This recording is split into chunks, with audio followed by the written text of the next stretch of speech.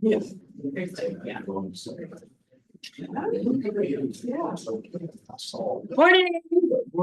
I'm awake. How are you, Casey? I am good. Thanks for decking everything out and making it festive and making it color. Well, I wish I could take full credit for it, but I cannot. Of course, we have great staff out here and they work very hard to try to make it a nice, comfortable place for everybody. So I appreciate their help. All right, we're ready to go if you are. All right, then I will call the meeting to order. So I guess first order, I probably should have done this before I called the meeting to order, but since it's already been brought up. Yes, the beard is gone. My wife hated my long beard and had for years. We just celebrated our 25th anniversary. So make her like me again. It was a simple thing to do, and quite frankly, I think it may have worked a bit. So it was a good thing. Also, before we get too far into this, I did want to recognize, and is Patrick Jackson on the call? No? Well, next time y'all see Patrick Jackson, please give him a congratulatory comment. He was named at the Rural Water Annual Convention, the System Manager of the Year for Rural Water, which is quite the to-do. We're very proud of Patrick. Of course, he represents Star Iowa Water and Sewer District. And next time you see him, please shake his hand and give him a congratulations. That's quite an honor. The notes for a new fridge has nothing to do with this meeting, so we'll go on. I would today we're here to talk about comments on the draft chapters, finish the recommendations. I hope everybody's been able to get on to the survey and make their thoughts known so we can have good informative discussion and begin and end or just begin? We'll see. The implementation plan. Probably begin. So with that said, I hope you all have had an opportunity to look at the agenda. I'd accept a motion that we approve said agenda. Move to approve. Second. All those in favor, please raise your right hand. Do we need to, since we are kind of thin here, do we need the folks online to vote as well? I've got thumbs ups. Okay, I think they're all very good. good with it. Hearing and seeing that, the agenda is approved. I'd also accept a motion to approve the November 20th minutes and the summary that was distributed. So moved. Got a motion? Do I have a second? Second with Jeff. All those in favor, please raise your right hand. I'm assuming more thumbs up online. Very good. Then that will be approved as well. Wanted to give y'all just my point of view on the Water SC progress that has occurred. They had two meetings to date that I've attended. Jeff's been there as well, so I'll ask him to add any comments he'd like to make. The first meeting, I've got to, they're out there where you can listen to them. I'd recommend it. I think they bring up good points. I think there are a lot of points that have certainly been discussed here. So it's good to hear them talking about it. They have a lot of work to do in a short period of time. At the end of the last meeting, one of the members kind of lamented that and to the point of, I don't know how we're going to do it. I was like, we have faith in you. So that January 31st deadline for them to have information available for the legislative work group. That is one of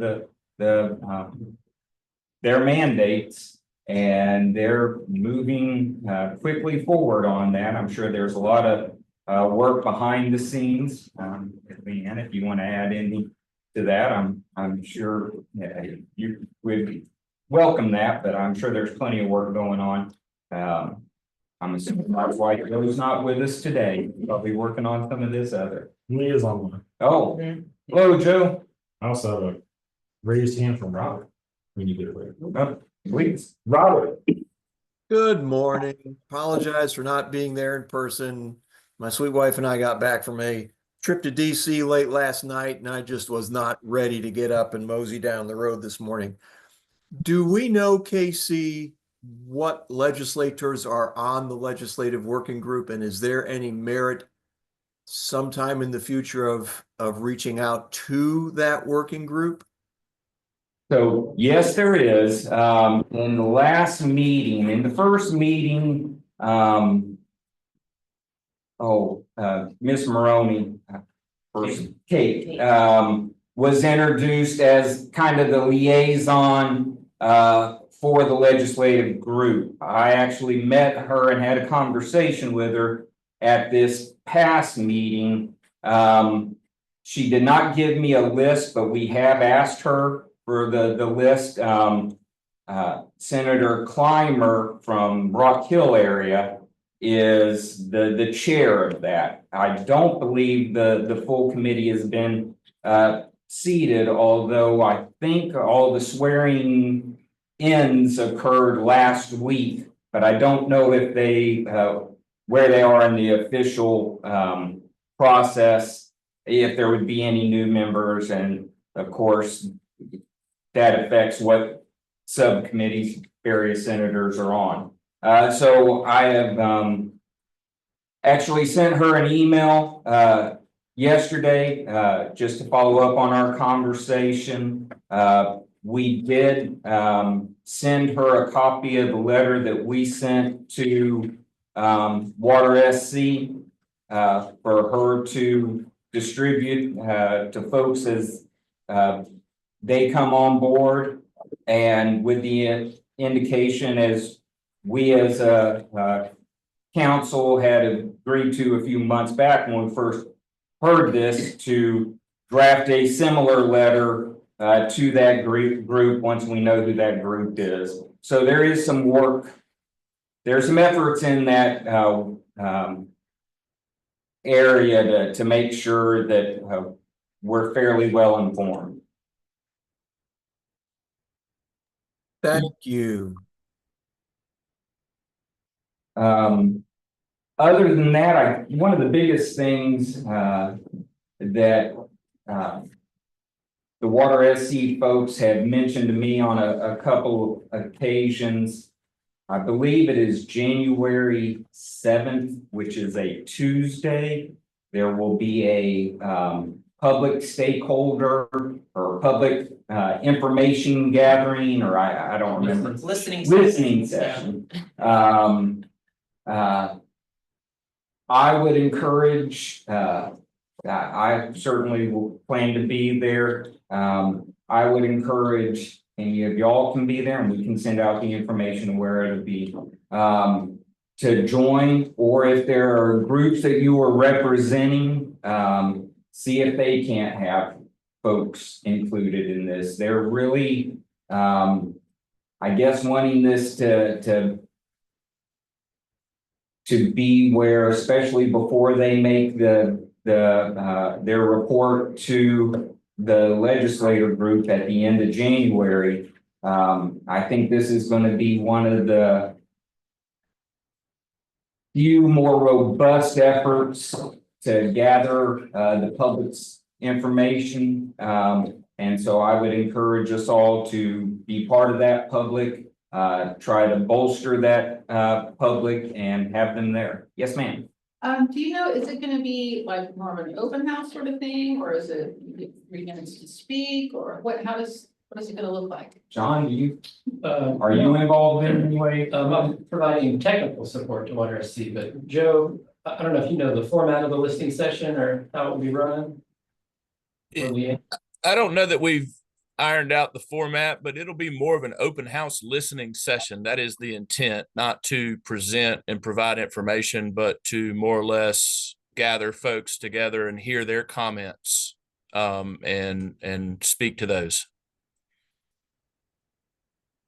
Will it be like you move through the room and have more individual or small group conversations, or will it be one person speaking at a time and everybody, I guess, hearing what's said, or still TBD? Probably a little more to be determined, Catherine, but in what I've heard them discuss, it would be more of a, everybody in the room would hear each comment. Where did you say it was? It's at the Phillips Market Center, which is at the South Carolina Farmers Market off of Highway 321 there in West Columbia.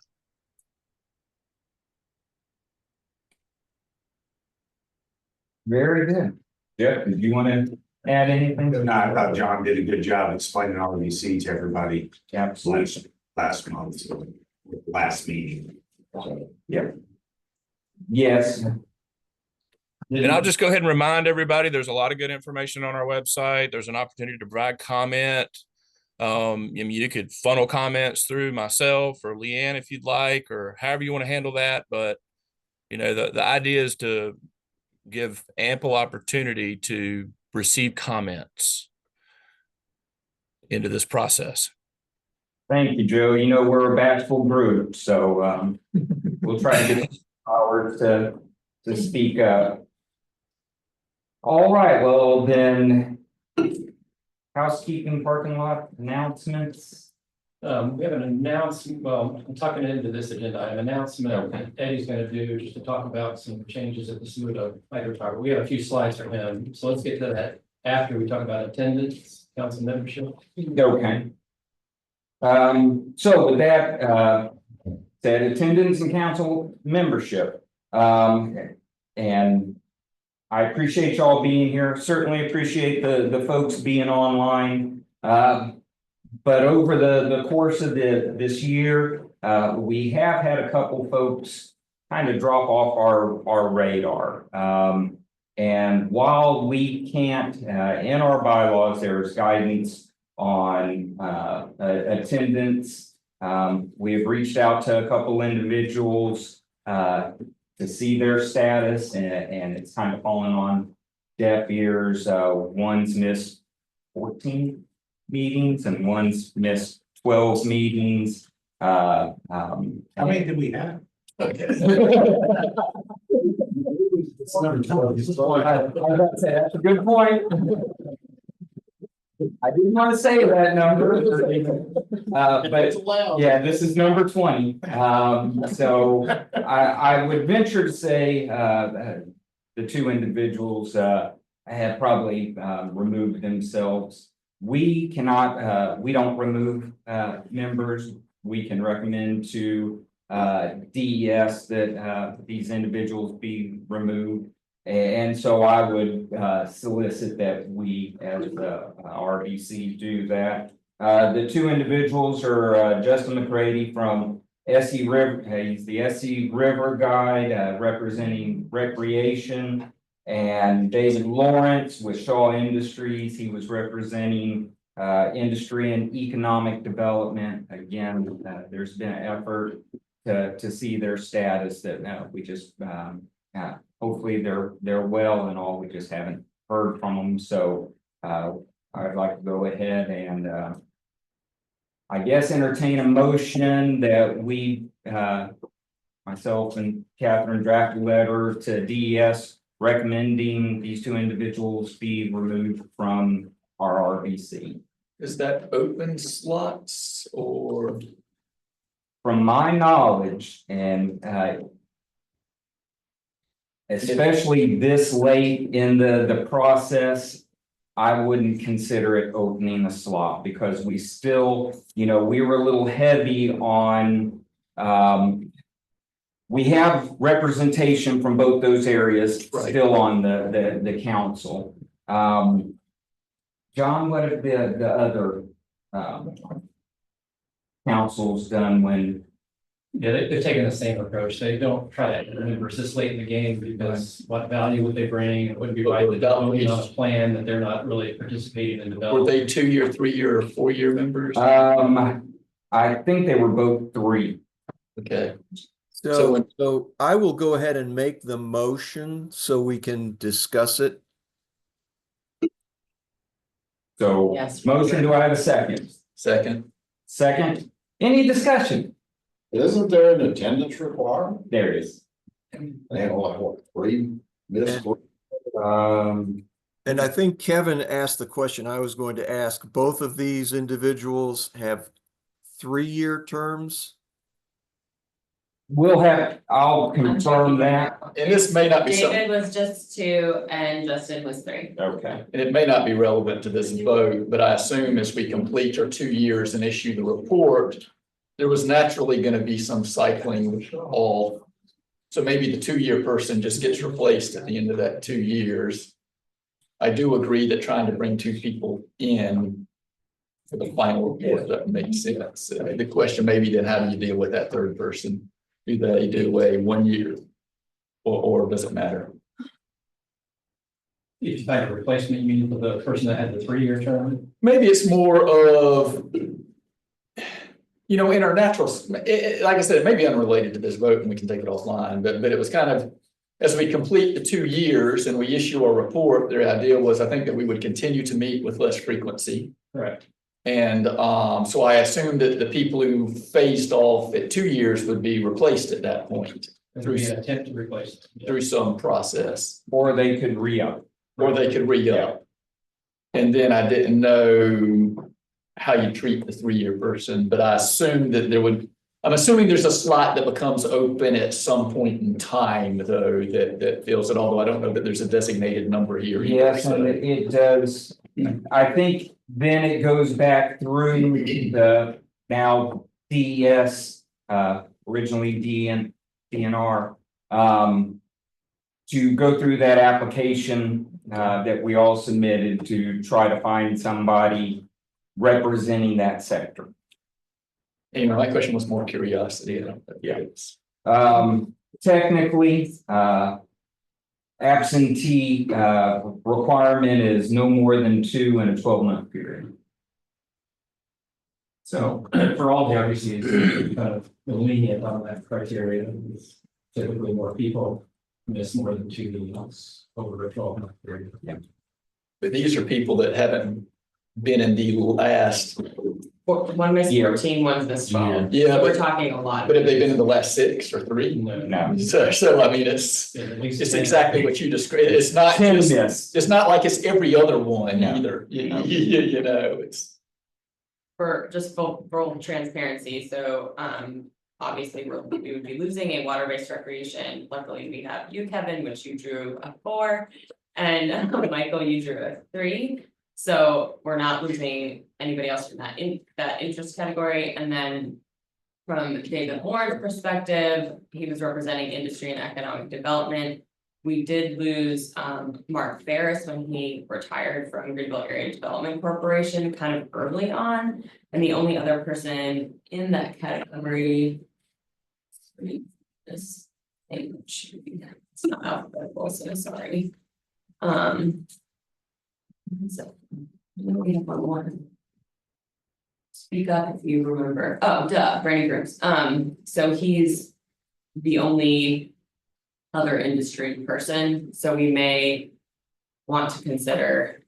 I mean, that is more of a void because we have 25, we have 7 interest categories, so some will have 2, some will have 3. Having 1 maybe is less good But we in the still have, long term. we still have one. We still don't know, yeah.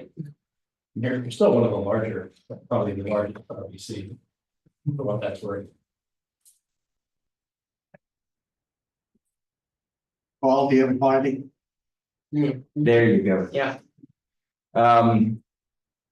So we do have a motion on the floor in a second. I would entertain a vote at this time unless there needs to be more discussion. Just, do we have to write a letter? Do we need that formality or can it just happen? It, You need her letter, but yeah, we, it just said a recommendation would be made to DNR. I vote we just make that recommendation and save ourselves a little extra work, Casey. Now I gotta find something to do. Fair enough. So. We have a motion on the floor to make a recommendation. Seconded to make a recommendation. I would entertain a vote on this RBC making a recommendation to remove Justin McCready and David Lawrence from the Saluda RBC. All those in favor, please raise your right hand. Well, there goes our fishing trail. All those opposed, raise your right hand. Seeing no opposition, any opposition online? Then the motion is Unanimous. all right. Well, John, I Yeah. think it's you. okay, Thank you. one more than announcement, Eddie, I've got your slides, you wanna just speak to them from there? No, I'll come up there, you wanna come up here, come on up then, it's 2 years now. Saw just a news article in my Google News feed a couple weeks ago. About Dominion doing some work at the Saluda Hydro to modernize their generators, and I asked Eddie about it, and he pulled together a few slides to explain what it is. And how it's going to improve DO conditions potentially and stretch downstream, so Eddie, I'll let you, I added that slide, that wasn't yours, but. I'll let you- So, Johnson gave me a good kickoff there. DO at Lake Murray is, and Saluda River downstream of Lake Murray has been an issue for as long as I've been there. And it is quite a challenge to meet the current requirements for DO there, especially in the summer months. And the reality is that we're pulling water from the bottom of the lake, and the DO coming from there is zero. So how can you turn zero into 4 milligrams per liter on the other side of the discharge? And that's been a challenge. So over time, we've done studies on how each unit, all 5 work. And we've sort of learned that we can't run unless we're just passing water. We can't run that unit in a singular way, so that we run 2 units. So unit 1 may be combined with unit 3, and between the 2 of them, one of them is providing oxygen in the water, which is helping with DO. But using just 1 unit has never produced a good DO at the discharge point. So it is always a challenge. So something that's been on the back burner has been, how are we going to do a project and increase the DO? Because it's all about the fish, right? And so when they started spending money on the gates and the towers, felt like it was a good time to get some other projects in. And this one came, I mean, it's been one that we wanted to do, so it came right to the top of the list. So I threw a few pictures in just so you sort of get some scale out of here. I have it because I'm in there all the time, but some of you, maybe you've never been there, maybe you've never looked inside. But so I wanted to put some stuff in there. You'll notice in the middle there, you see where 2 people are standing. That's really about the scale inside that section that it's pointing to inside there in that lower section. So we go in there yearly and inspect that, by the way. That's joyous. Anyway, so these units, the four smaller towers were constructed between 1927 and 1930, so they're older than any of us in here, probably any of 3 of us almost in here. But some of the things that are in there that operate perfectly, and others need a little kickstart. And so this project will do some of that. I'm gonna move forward. I really just added this slide just to give you some criteria our minimum requirement is 4 it's up there, 4 milligrams per liter. Of a daily, and then kind of stacks up as. The month goes on, so when we get into a 30-day average, and it's a rolling average. As well, it's not just January, just February, that number rolls as the days go on, and that average is supposed to be 5.5. This time of year, we're probably, if you look at the gauge, it's probably 7 or 8. It's up there, it's nice right now, but in July, when it's hot, it's 2.7, 3, and we're really working hard to try to get that DO up. We use unit 5, which is not on the bottom, it's at about 70 feet below surface elevation. The problem is, guess where the stripers like to be? Right there. Right there. So we have to limit that, so we're not sending fish through the system. All of that leads us to this project that GE put out that John saw, and there's a little map of what just the water temperatures and stuff look like in DO. That was just a DO slide, but we want it to be blue, like the top, that's in May. And then September, not so good. All that red is poor DO. In fact, the red is at 0. So it's just something that we really want to try to fix if we can. I've got a question. Yes. This year, when did the lake turn over? I think it started right towards the end of October, Okay, and it didn't take long to finish, believe it or not. This year was really short. Usually you smell that sulfur smell if you go over the dam for weeks, and I think maybe 10 or 15 days, and it started to subside. My office is right there, so I'm well aware when the lake started to turn over. We'll have marks. Yeah. We blame it on each other, but that's just the main thing.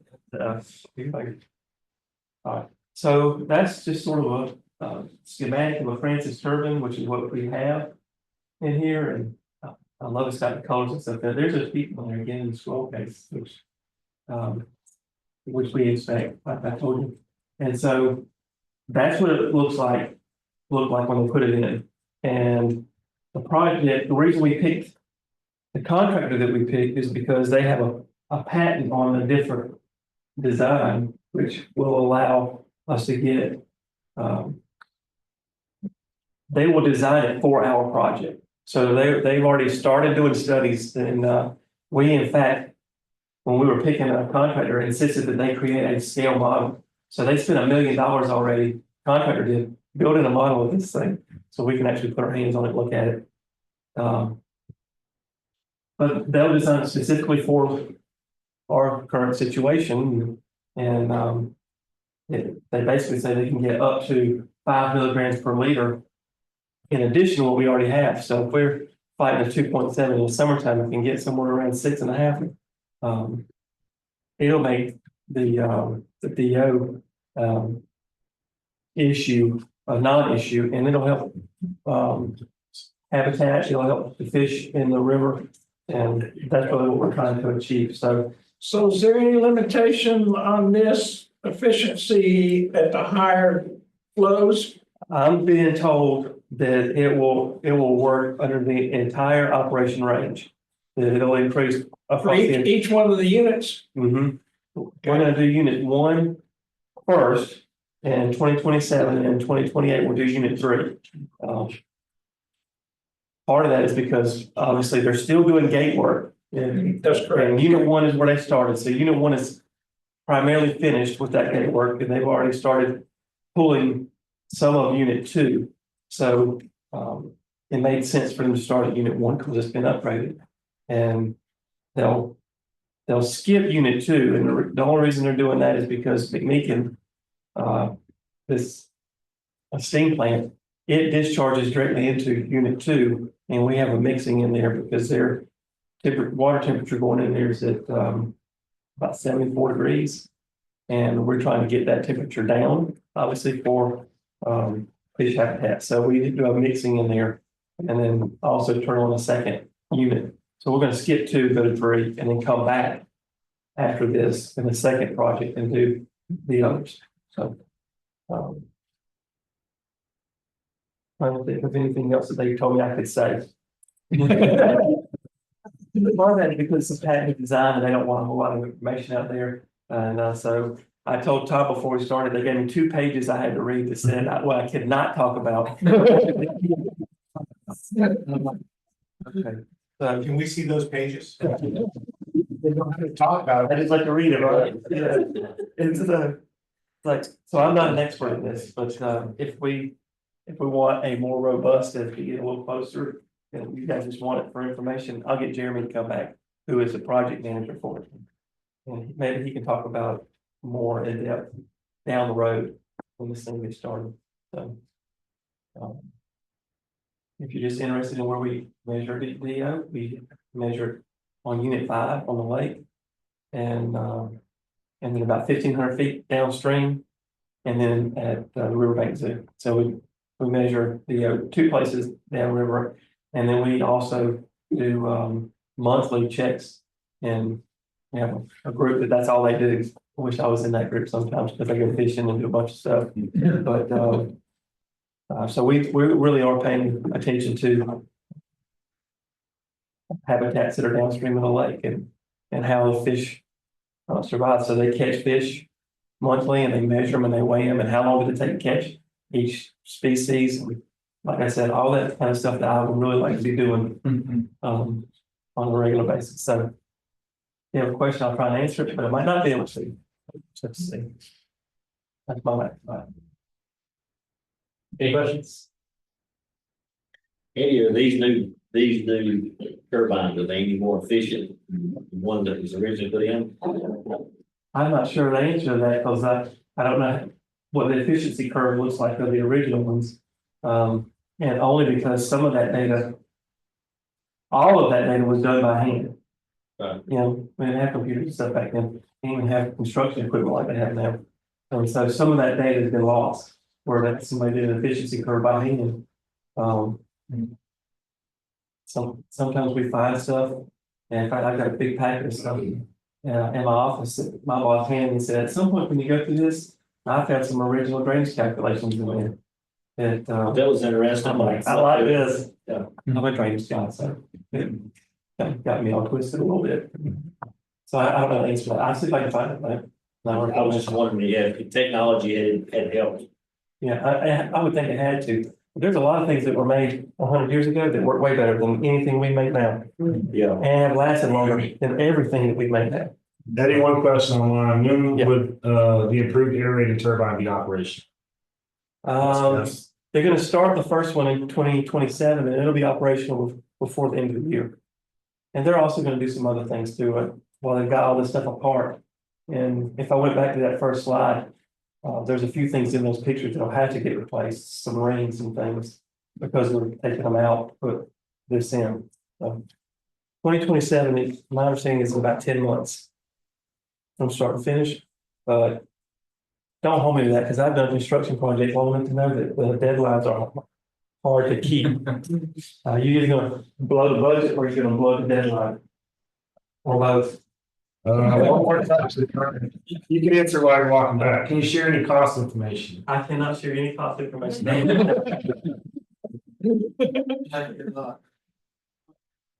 All right, thank you, Eddie. You said, man. Okay, public or agency comment, anyone online or in the room, want to make comment?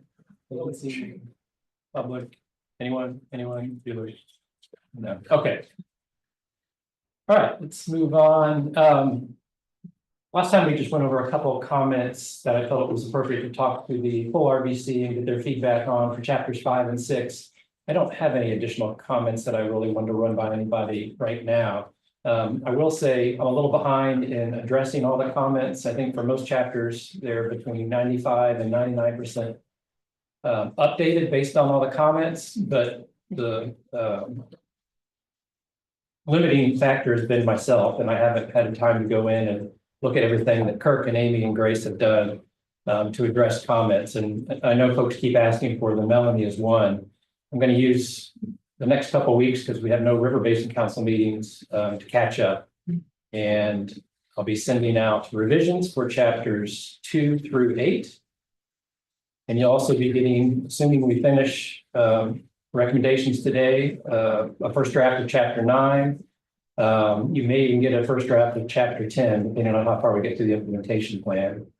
And I think you'll get a draft of chapter 1 too. I think it's pretty much together. So you'll be getting a lot of information to review in January. Basically, you're going to be getting the whole draft plan to review. We've also started the executive summary, the parts we can put together. So things will probably move pretty quick beginning in January. But I don't want to rush everybody as you review chapters that have already been reviewed or review new chapters. Because of the water SC schedule, we want to keep moving, but that said, I don't want to shortchange you at the end of the project and not give you enough time. So I'll make sure y'all have plenty of time to review and you're comfortable before we do a vote on the draft plan and put it out for public comment. Melanie? Are you taking verbal comments right now? Just general? Sure, yeah, but I encourage you to email it to me so I don't forget it. I think I mentioned this to you before, and I look forward to looking at the chapters and giving you more detail. And I have given some, but I would have liked to see laid out somewhere, maybe in chapter 2, where it's most appropriate, what the major impoundments are, and list the hydropower ones and the ones that are under FERC, sort of labeled. And then on the water use and demand, I know we talked about, I don't want to pick on that. We talked about one of the limitations of capturing that actual usage, and we have registrations, but there's likely some water usage out there that's not captured through registrations. And then also the problem with reporting the actual usage on those. There was, the importance of not only identifying what we know, but what we don't know. So you're looking to see a kind of a discussion of the uncertainty around water use reporting. Yes. Yeah. Thank you. Okay. That's what I'm trying to say. And then the last thing, general comment was, would it be possible, since we just had this, event of record, to incorporate lead into some of the flooding?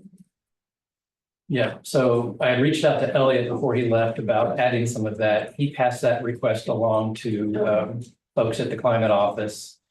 And I can't remember what the response was. They said if the RUCs really want that, and the Upper Savannah had the same comment, they could try to work something in. So I need to check back with them and see.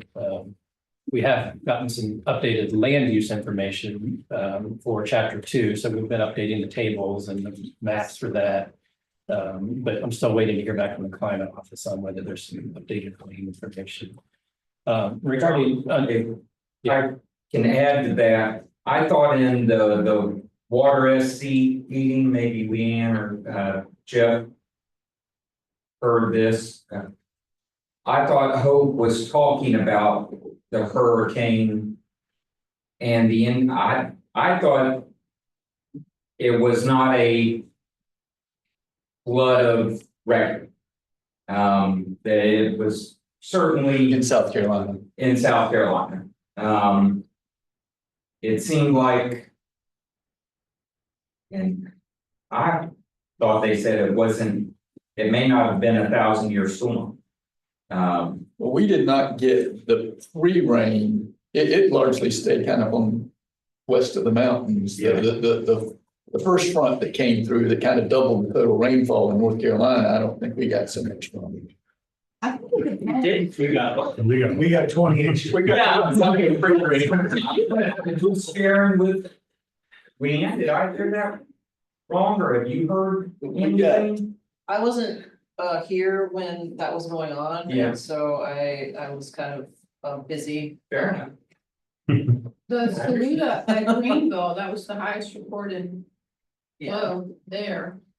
And you keep in mind when you're talking about record precipitation, returnable precipitation, and returnable flooding, those aren't two different things. So when you hear this was a 1,000-year event, well, was it a 1,000-year precipitation event, or was it a 1,000-year flooding event? Correct. Yeah. I knew it would still be a couple of months before USGS. But I think we got similar in 97 from a tropical storm. So you remember we were in a drought. And our lakes were down 7 feet and they went over the emergency spillway. So, I mean, a lot of it was captured. Yeah. By a lot of the lakes to the upstate, so. Leanne, in the water use reports, is there any information about uncertainty or discussion about uncertainty in reporting? There's a general I discussion. don't or not? believe so. I mean, I'm trying to remember if we might just mention that it's. The main thing that we do is, in all of the data, we say reported water use. We don't just call it water use. We do make it clear that this is reported. So that's kind of how we take care of that, I guess. Okay. But so we can add some discussion about the types of uses that aren't reported, basically under the threshold or under the limit, and maybe discussion about accuracy of reporting, perhaps based on how it's measured, perhaps by sector. But outside of that, there's not a lot more we can add. We can just certainly just point to the uncertainty associated with reporting. I just remember that was a discussion we had early on. Yeah. Related to the, particularly to the ag use. Okay. Nailed down. Okay. John, real quick, I don't think, and correct me if I'm wrong, but I don't think you sent us chapter 7 yet, which I think No. you wanted to earlier, so when you say reviewing 2 through 8, we haven't done So the first round of 7. 2 through 6 and 8, not 7. Okay. Yeah, 7 is actually very short. It's probably 4 pages. So there's not a whole lot to review there, but you're right. I haven't said that one Okay, yet. cool, I was like, did I miss something? You and the Upper Savannah are about the same point. I keep forgetting which ones I sent out, which ones I have. Actually, 7, I don't think I sent to them either, but they're both at 95% draft form. Okay, any other questions about that? All right, let's get into recommendations. Yeah, we'll talk about recommendations for a while, and then we'll take a quick break. All right, so I had limited success with my survey when I sent that out, but I think it will help speed up the conversation because I have kind of the tone of those 6 or so recommendations that I sent out, and the dozen folks that responded provided some good information and some suggestions. That's going to help us get through this. We're going to start from the easiest and work our way down. Easiest one, implementation funding. What you see on the screen is what was proposed. Everybody voted for it.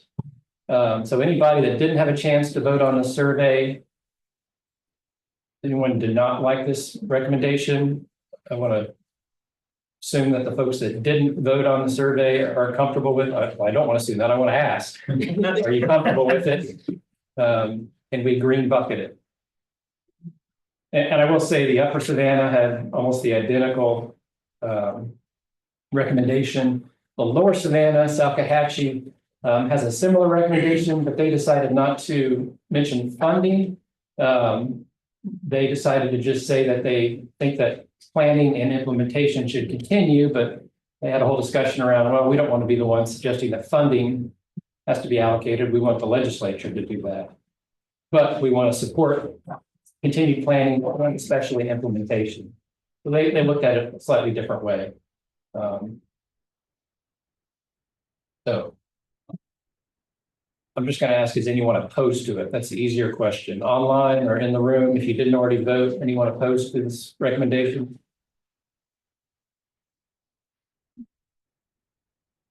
Okay, so this is one of the recommendations on funding. The second one was about promoting resilience. This is not the only recommendation that we have that kind of touches on resilience. Remember, we've got one that encourages local governments to reference the statewide risk reduction resilience plan and local hazard mitigation plans and everything. But this one's focused on just encouraging utilities to build resilience to ensure adequate quantity through identification of other sources, including interconnections. 10 voted for it, 2 voted against it. So there was a couple voting against it. We don't have consensus. We could include this as a majority recommendation, assuming the folks that didn't vote on the survey are for it. And that's a question for the RBC. Do you want to continue this one like we have with at least 1 or 2 others as a majority recommendation and still list it, noting that it was majority but not consensus? I'd be curious to know why people were against it. Yeah, that's me, I'd like to, what's the reasons for the units? I mean, that's. I mean, I don't think it was a utility that voted against it because that's good utility management. I was gonna say, I thought y'all were doing that with or without this, Right. which maybe questions, is it necessary? You're gonna do it anyway, it sounds like you're saying. Yeah, and it's just to encourage utilities, so there's not a lot of meat behind it There's not necessarily. a but force. And I that's don't, exactly, I was the one that voted against it, because I just felt that See, it was not that I don't agree with the sentiment. That's the way I do it, you can't. Personalities. Oh my God, I'll crawl under the table now. No, I felt like this is an obvious one that you should already be doing, and I just, this lacked teeth for me, to your point. And so I was like, what is this recommendation? I don't know how we can turn this into an implementation afterwards as it stands by itself. And so for that reason alone, I was like, this doesn't work as a recommendation. I thought we were just recognizing a best practice. yeah, that's how other RBCs have viewed this one. This kind of came out of the broad and they said it's a best practice, and actually it's more important than the broad. There's some that aren't interconnected that probably should be or could be. That may not be the case in the Saluda as much, but it's more of a best practice. I'm wondering if we could I get can live with it, consensus it on doesn't, this. I'm not like against it. No. I was the other one that voted no, and I just thought it was a filler piece. It was probably not necessary. So could you live with it? I mean, if everybody just really wants it, it's fine, but I just thought, hey, are we writing stuff in there for just the sake of having extra words? Is it necessary? Yes, And I thought this is not. I think for major utilities, it's a best practice, but I think you go to some of the many small utilities throughout the area, they don't even think like this. Well, and I could see where. Not that they don't think about it, they probably have limited funds to do some of this. So if there was a situation where the RBC is formed. In such a way that the RBC could make a recommendation based on this encouraging. I.e. write a letter to somebody who's applying for a grant to get resiliency money, but there's FEMA monies and those areas of support. Getting a group like this to encourage, that resiliency be part could be beneficial. So it could help them get a grant to do this, whereas they would struggle to fund it through just rates alone. Yeah. And I think it's important to have it, keep it, because again, having it on record gives us flexibility to work forward. Okay. There's a comment, from Phil, consensus, general agreement 10 to 2 meets the standard for consensus. It's not unanimous, but we have consensus. Well, if two were willing to go along, that to me meets the spirit of consensus regardless. Yeah, I think so. How the planning framework defines it, I guess, is if you can live with it and everybody votes that they can live with, that's consensus. But you can also pass recommendations just by majority, like at least that's the protocol we're following. But yeah, so it sounds like Catherine and Eddie are willing to live with it. Does anyone opposed to it online or in the room? For general purposes. Just for general purposes.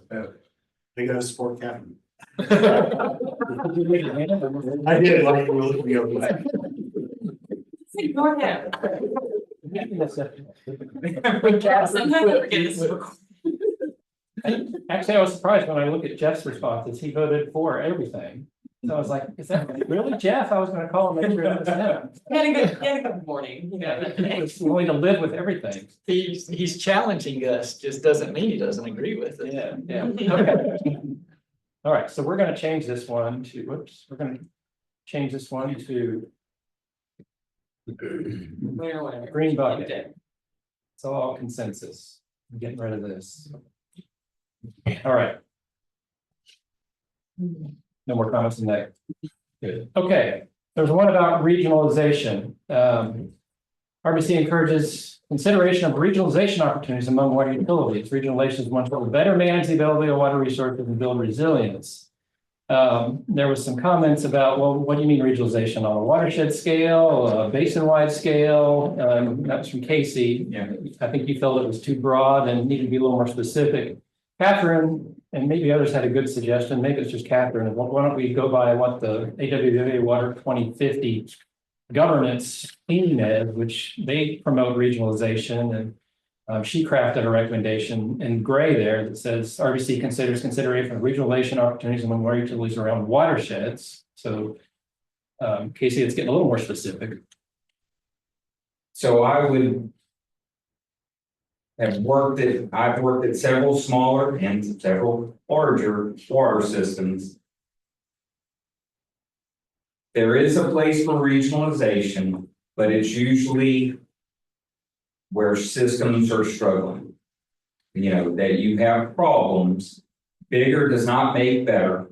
Regional systems don't have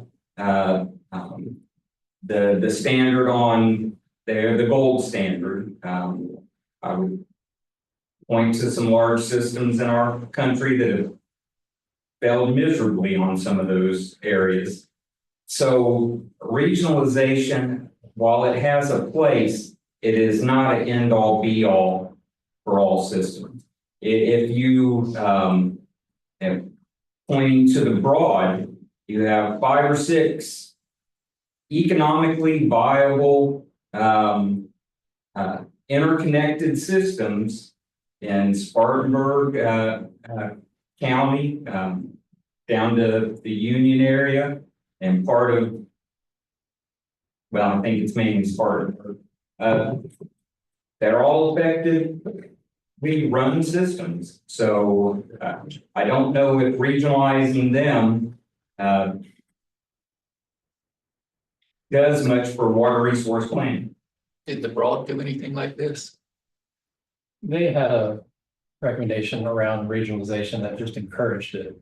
So kind of a soft recommendation that said generally they think it's a good idea when it makes sense. And I think it was considering what Casey just said is for financial reasons primarily and technical capacity. But they certainly weren't saying, oh, we need one big regional system or anything like that. They have the interconnectivity of the previous one, so. No, I mean, all we're saying is we're encouraging thinking about it. Yeah, that's what it says. Consider it where it makes sense, more or less. I would add what makes sense, or something to that effect. So one question about regionalization is this intended to be regionalization that rather than a number of independent smaller utilities, there would be one larger regional utility? Or is this regionalization with respect to capacity planning? And I think the latter would be certainly beneficial, that regionalization with respect to planning purposes, and water utilities may already do that. Yeah, I don't think, at least the way I read this and considered it and the way the other RBCs have talked about it, it wasn't just specifically about planning. It was more to combine systems, improve financial and technical capacity. So I agree that it should be more of a watershed planning and not just individual watersheds, because I think we brought it up before, is you've got the Broad, Saluda, Upper Savannah, that all are in one region. And the water planning for all those, I mean, the outstate is one of the best growing areas in South Carolina.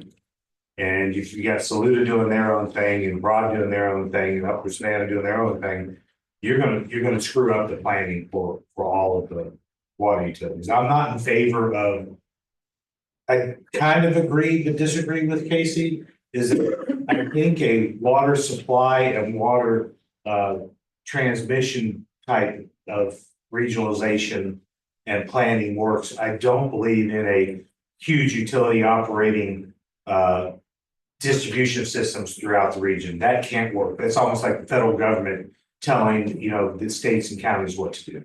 So I do believe that regional planning should include the watersheds, the transmission, and the storage. Okay. So we do have a recommendation that was approved about regional planning and doing a inter-river basin council among the 3 upstate river basins. So we've got that covered, I feel like. So since we have that, if you wanted to make this recommendation, it should focus more on just technical and financial capacity and improving that. Hey, David, I didn't see you slip in there. Good to be here. Good to have you. So Better late than never. that's right. So there was 8 for this, 1 against, 3 needed further discussion. We've had some additional further discussion to kind of clarify what this is. Is there anyone that really, I'm hearing mixed messages, I guess. Some we say, yeah, we should have it in there as an encouraging type of recommendation. Others say, well, I'm not sure we want to go that far. We can put it in and just go by majority if people think that's useful. Does anyone want to have it in there? And we can do a revote and confirm that we have a majority.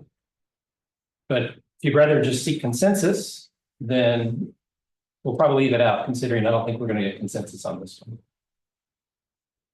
But does anyone feel strongly that it should be mentioned as a recommendation? Regionalization.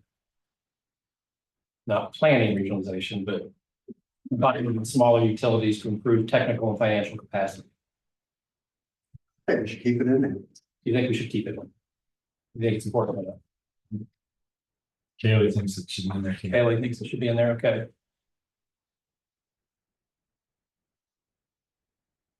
I like it. Yeah, so if there's several folks that want to include it, I say we put it in there, but we note it was not unanimous, it wasn't consensus, that it was by majority. Everyone okay with that? Again, it's not I call it a soft recommendation, because we're just saying we encourage it. All right. Anyone opposed to that approach? Bill is strongly in favor of it. Strongly in favor, all right. I'm not hearing anybody opposed to it, so we'll give it a green bucket, but I'm going to note that it was majority. For the 1 or 2 that we've approved by majority, I wasn't intending to say what the majority vote was, but if you think that's important, I can. We can take a full vote.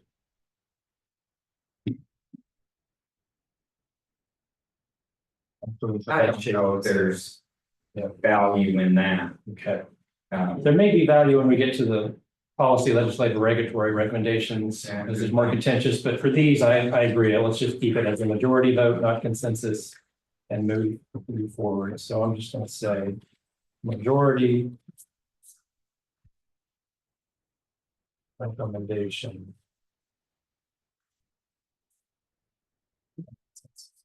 Okay, we're moving on. All right, we had one about ensuring growth doesn't outpace water availability, amend the building and permitting process in counties and municipalities require developers work with water utilities to ensure adequate water availability. A couple of the survey respondents said, well, that actually already happens. Before a developer can develop, they're required to get an ability to serve letter, which requires the developer work with the utility. And somebody else said, how do we accomplish this? Each jurisdiction must take their policies to their own governing bodies. So there was some concerns about this recommendation. This came up in the Upper Savannah discussion last week and maybe even in months before. I keep hearing mixed messages about whether developers, and maybe it's a distinction in whether it's like an industrial water user versus a developer that's building a residential development. But some say, yeah, they always make sure there's enough water. And others say, no, sometimes we find out about it after it's already been approved. I'm not sure what to believe, and maybe it's both. Jeff? I've never been any place where a developer goes and buys land without doing due diligence and getting their availability. It may be different some other places, but I mean, I said, obviously you already let the cat out of the bag, but I voted for it. It's something that I think everybody does anyway, but I don't have a problem with these things being written down because there could be some unscrupulous developers out there. I don't see this happening without a water utility knowing. We would just refuse to hook them up. Yeah. And then, and probably like Lauren's, if they go someplace where there's a water lines, they've got to put them in and they've got to improve the system all the way back to ensure that the model says that they can get the adequate water. So. Yeah.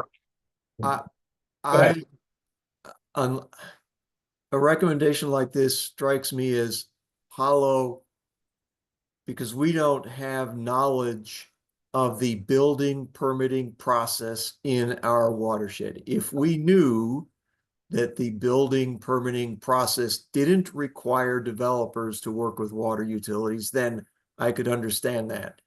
But I hear what Jeff is saying, and I am not aware of situations, at least in the Greenville County area, where a new development is undertaken that doesn't have consideration of at least water availability. Sewer is a different thing, because some developers, there are areas where sewer is not available and they'll have to develop for septic tanks. But water, I'm not aware that there are developers out there who are developing on a whim and a prayer that they'll be able to obtain water.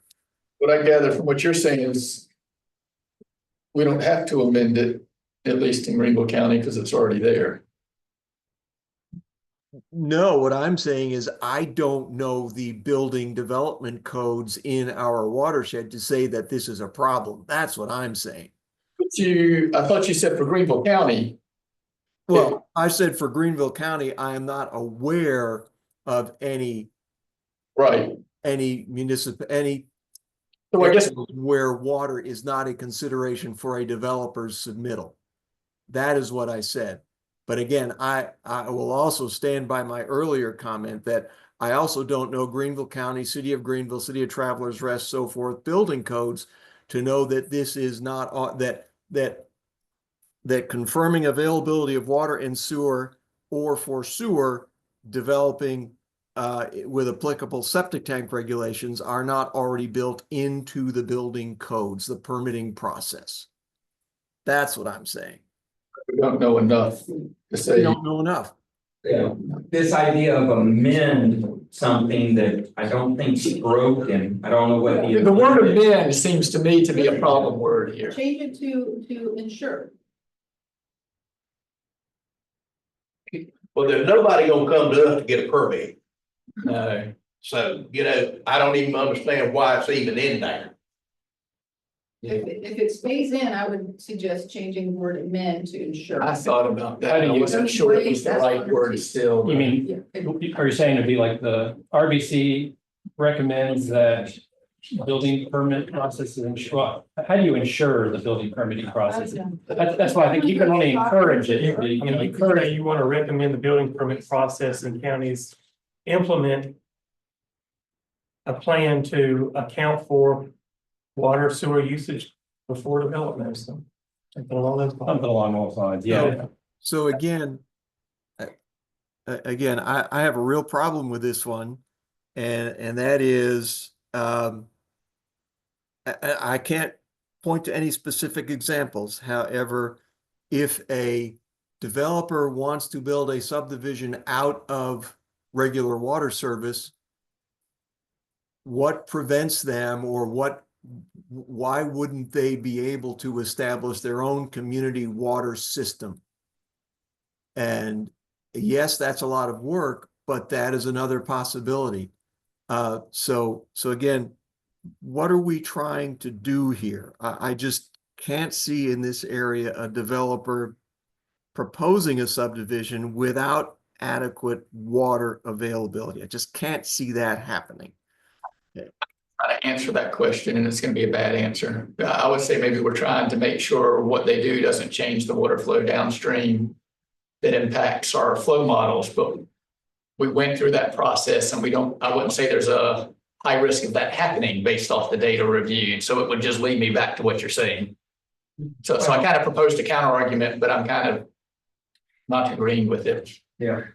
But if that was the case, they'd have to go get a surface water withdrawal permit. Or groundwater. And there's permits there. And there's permits so it is there. place.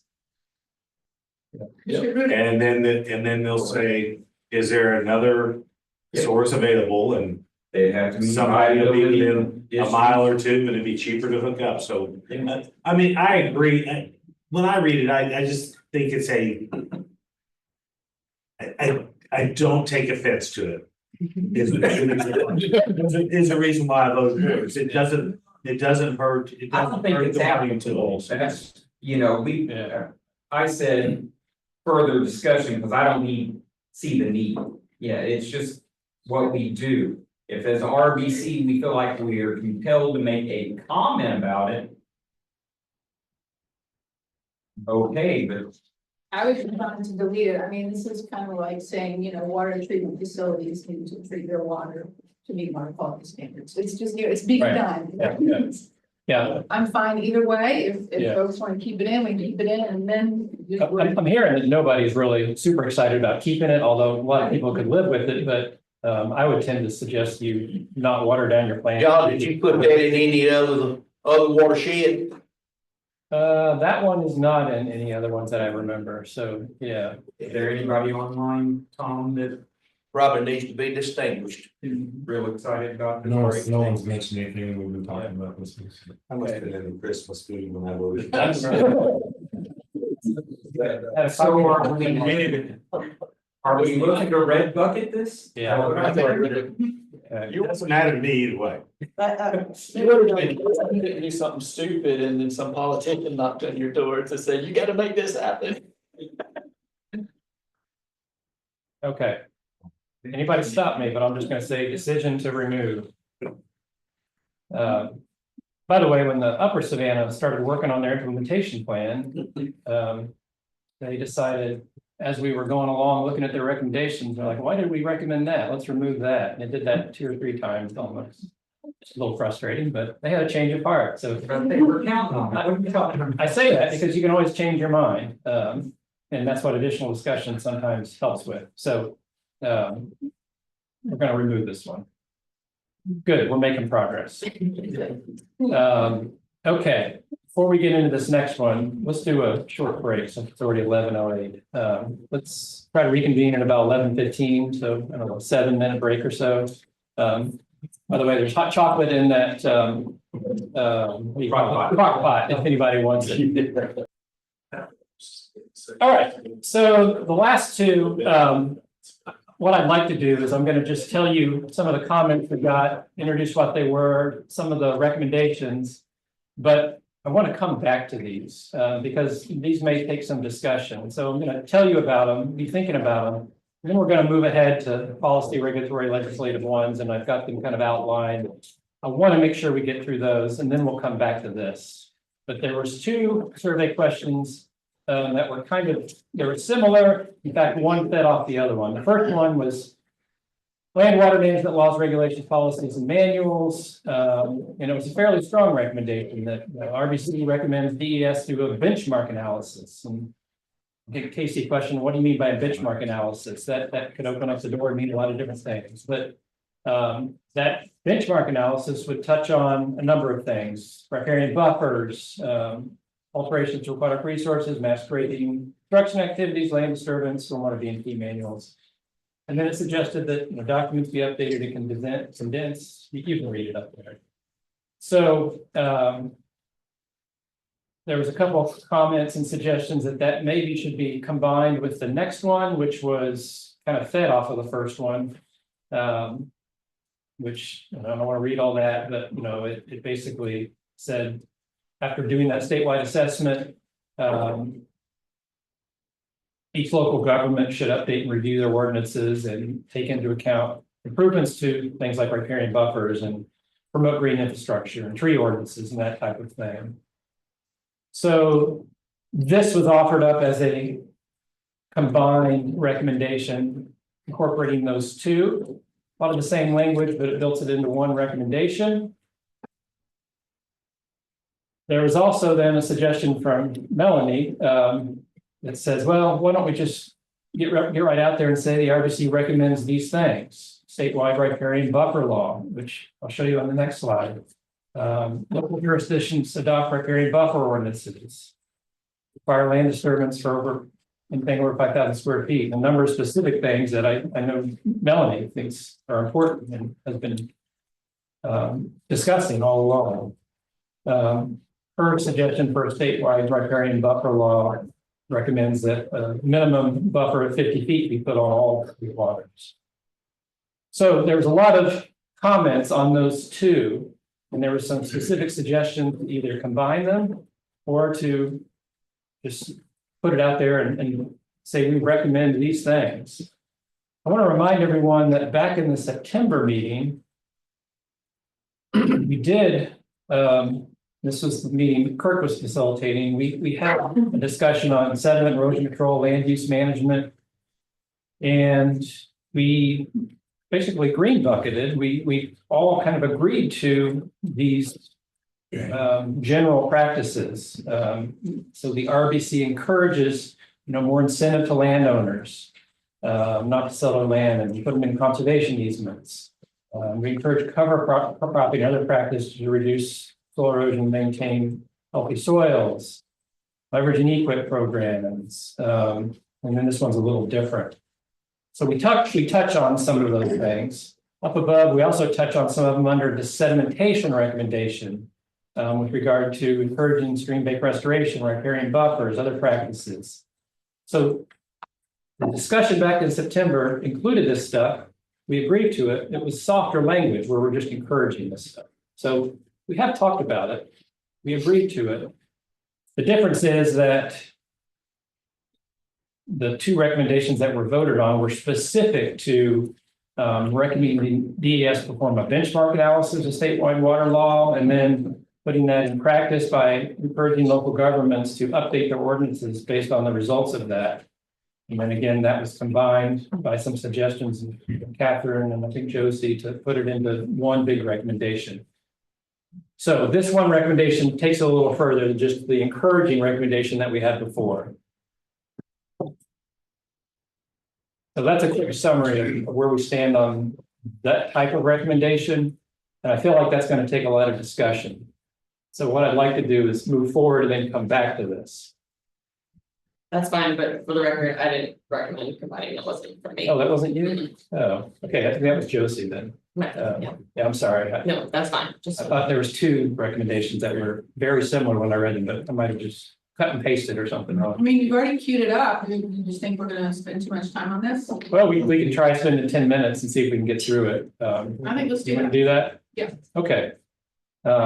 We can set a timer. It's 11:23. Let's see where we're at. We've done that 10 minutes ago. At 11:33, we're gonna move on unless we're this close. How many people? I was holding my fingers up to half an inch size. Okay, so let me ask the general question. The recommendations that we approved before, which were a little more general, and they were about encouraging these BMPs more or less. Is there a desire to take those further and have a recommendation similar to what was proposed? My first question is, who are we encouraging? For example, stream bank restoration. I just did an erosion inspection on the Broad River, 16 miles almost.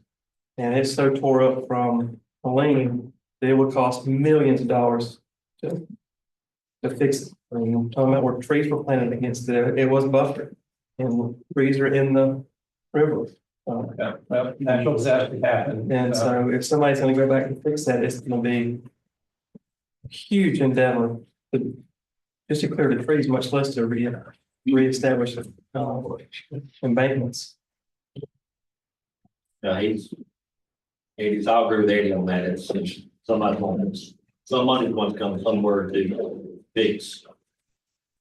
Yeah, repair. Yeah, well, that's the first thing a county would say, or landowner. I'm not gonna speak for a farmer, but you don't have $500,000 in a stream bank laying around, so it's gonna have to come from somebody providing, maybe they do. Providing money from somewhere to. Oh, understood, yeah. From the landowner. Tell me he's actually been doing restoration. We've done up in the county and Yeah. for landowner, and it's gonna get expensive, and what we've seen was the fact that there was so many old trees on this creek bank that were dead. And then, none of your small trees washed away, It's all your big stuff. Yep. It underwrote the bank and it collapsed, and when it collapsed, it turned the water, so it was destroying more. It just domino effect. I'll have to share some pictures at some point, maybe Amy has, from the Broad River. It dumped 16 feet of sand just downstream of our Neil Shoals facility for about 2 miles. And so you can't, it looks like a dune at the beach. You can't even get to the river along this section because of how much sand came over that dam. Water level was about 16 feet over the dam during its height. So some of that we need to soften up if we're going to keep it. It's just going to be difficult to. For some people, they probably can do it. For a lot of others, they won't be able to. I think, natural disasters like we had here with the hurricane, they're not gonna get left anymore. I mean, we look forward to it, I guess. But doing nothing is not an option. So that's and the expense of it is not gonna get less, it's only gonna get more. I salute Thomas and Jason, what they're doing and their perspective on this 100%. I think, control of stormwater and stormwater management B&Bs are a tool, certainly. But when you have disasters like we had with that hurricane, nothing that we have in place or could put in place to mitigate that to any certain extent. But we have to do something. And I think some of these recommendations that we're making here will certainly help in the average phase. But when you get hurricanes, they're not. So we can't make decisions on what if these events like this will occur. We have to make sense on what the average rainfalls are, what the average occurrences are, so that we can make better decisions to help protect our water quality as well as stream banks in the future. Is this a topic we need line item votes on? Well, so let me tell you my perspective. I think because there's a lot of discussion around this and a lot of disagreement, and it doesn't directly relate as much to water quantity. It's a little more on water quality. And water quality is something that you can take on during your subsequent planning phases after this first plan comes out, and you can focus on it a lot more then. I would encourage you to stick with what we have, which is a little softer, but it recognizes some of the key issues. And then tackle this more forceful recommendation, for a better word. Think through it a little more, try to find consensus on what you all support as a group as part of your next update to the plan or subsequent planning. And I just say that because, again, I don't think it focuses as much on quantity, which was our issue here. I mean, it touches on a little bit. Certainly sedimentation in reservoirs is quantity related, but that's just my recommendation. Melanie. I'm fine to leave the past ones, the kind of ambiguous ones, they're fluffy and they're nice and we can encourage all day long wonderful risk management practices. But yeah, I totally recognize the expense of street restoration, the widespread significance of that problem. We're trying to work on that for our program. Well, there's some significant dollars.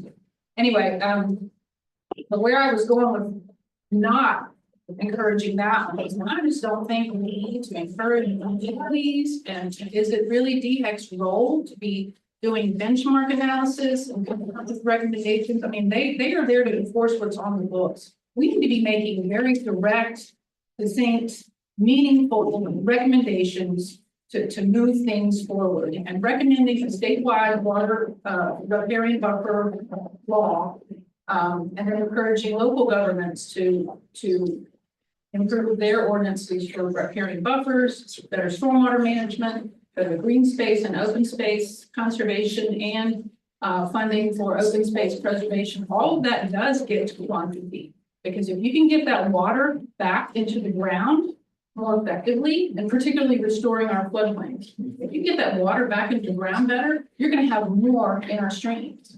So it is directly related. It's true. Yep. And that ensures the resiliency that we're talking about. That we have to think. Yeah. I think, most everybody would figure out that I was the one to make the comment about agricultural operations and stuff. And that's my only concern about that, is I don't want I don't think it's intended to impact traditional agricultural operations. I think we're talking about more land disturbing activities and some creation of impermeable surfaces and stuff.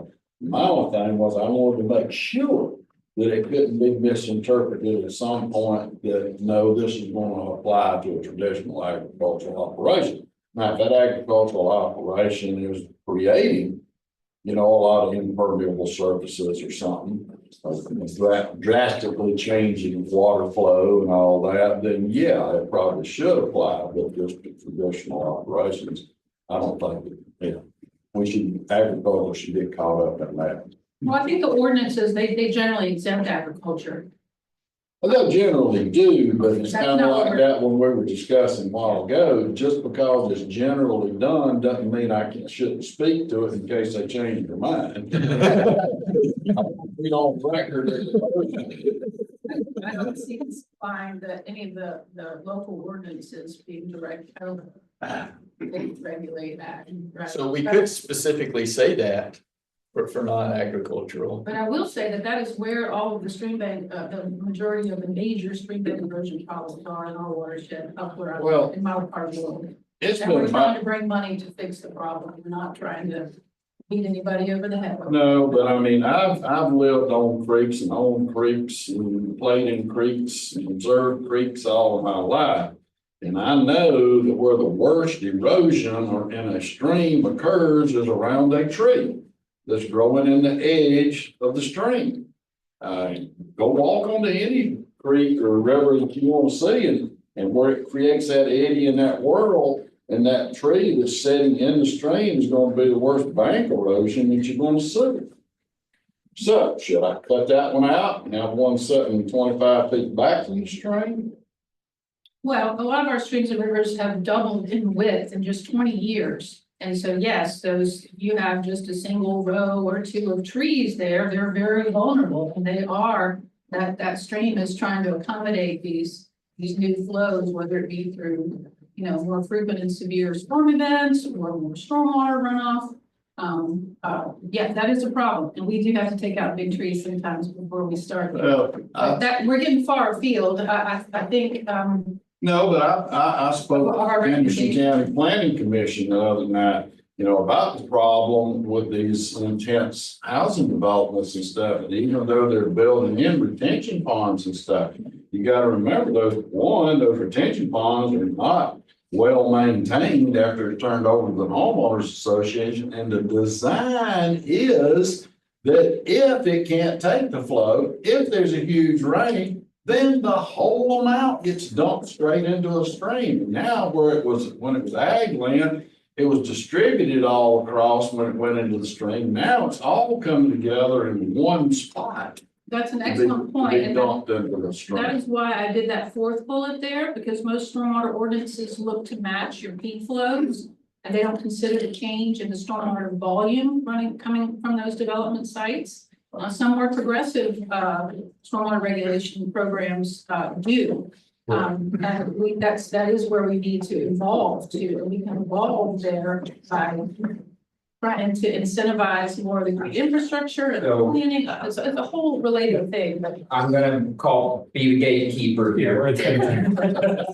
So what's the We killed that 10 minutes. I'm gonna ask, what's the update plan? You propose we put this aside and we lead it to a future update as we work through it.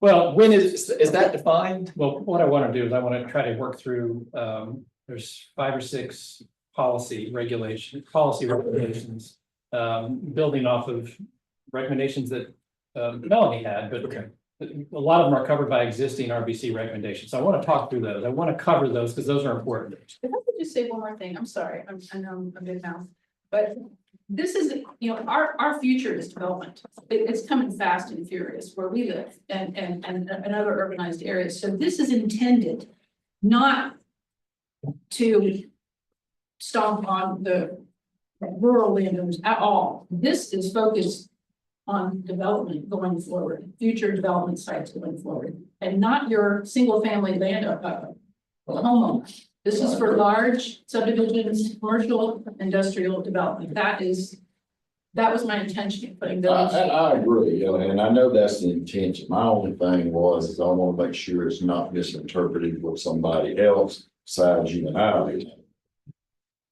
So if they approve it, we can make sure there's language in there that you'll get to approve that allows it not to be interpreted. What I was gonna suggest is kind of what you suggested, Kevin, is why don't we come back to this and Melanie's got 8 different things here. We can almost do like a line item. Who supports statewide riparian buffer law? And she's got an example on the next slide. And if we don't all support it, maybe we scratch that, but we see where there is consensus among these 8 recommendations. That's one way to do it for the sake of time. But I'm just afraid there's going to be a lot of discussion on each one of those 8. And I want to move on to the other ones and then come back to this. There's a lot of passion around this one. So I don't want to just skip it and say, just deal with it in the next phase. That was what I was kind of suggesting, but I think that's going to make some folks uncomfortable. So let's try to get to the other ones. We'll come back to it. And then we'll figure out with what time we have left, what we can get through it. And if we can't get through it, we can't find consensus, then we'll just have to keep the soft ones that we have. And you can tackle it as part of future planning. And is today our last day to discuss recommendations? It doesn't have to be, but I'd really like it to be. We need to talk about the implementation plan and we need to get you all, because some of the recommendations then go into the implementation plan. In fact, most of them do. Not all, but so we can't finish the implementation plan until we've got all the recommendations done. The good thing is the policy ones, a lot of those don't go into the implementation plan because they're just, hey, we think DES should change the regulation. That's it. The plan speaks for itself in that regard. Okay, well, we'll come back to this slide in particular and we'll talk about each one, assuming we have time. So let me move forward. Okay, so if you heard the water SC discussion, I gave a quick 10-minute review of some of the common themes centering around policy, legislative, and regulatory type of recommendations. Melanie proposed, and we brought this up at the last meeting, a package of 3 recommendations. The first bullet of Melanie's recommendation touches on 3 different themes that have been discussed and, for the most part, adopted by the other RBCs, and they have to do with reasonable use, which we're going to talk about first, applying that for surface water. They have to do with grandfathering, so bringing everybody under one consistent system that doesn't look at previous users and new users and treat them differently. And then kind of permits versus registrations. So again, not having differences in usage type, but treating everyone the same. So there's 3 different recommendations that other RBCs have made that touch on those that I think we can address separately. If everybody approves those, maybe then we'll come back to Melanie's first bullet here and see if we want to adopt that first bullet. The second and third bullet, Melanie, I don't think that we're going to get consensus on those, but we'll see. I think The second one I've amended. Did I give you the amended? Yeah, you did, and for wording, I just kept it simple, but we can look at that. I do have that. Yeah. It's not in. Yeah. Taking it out of the red, not the law. Yeah. And revising the red. Right.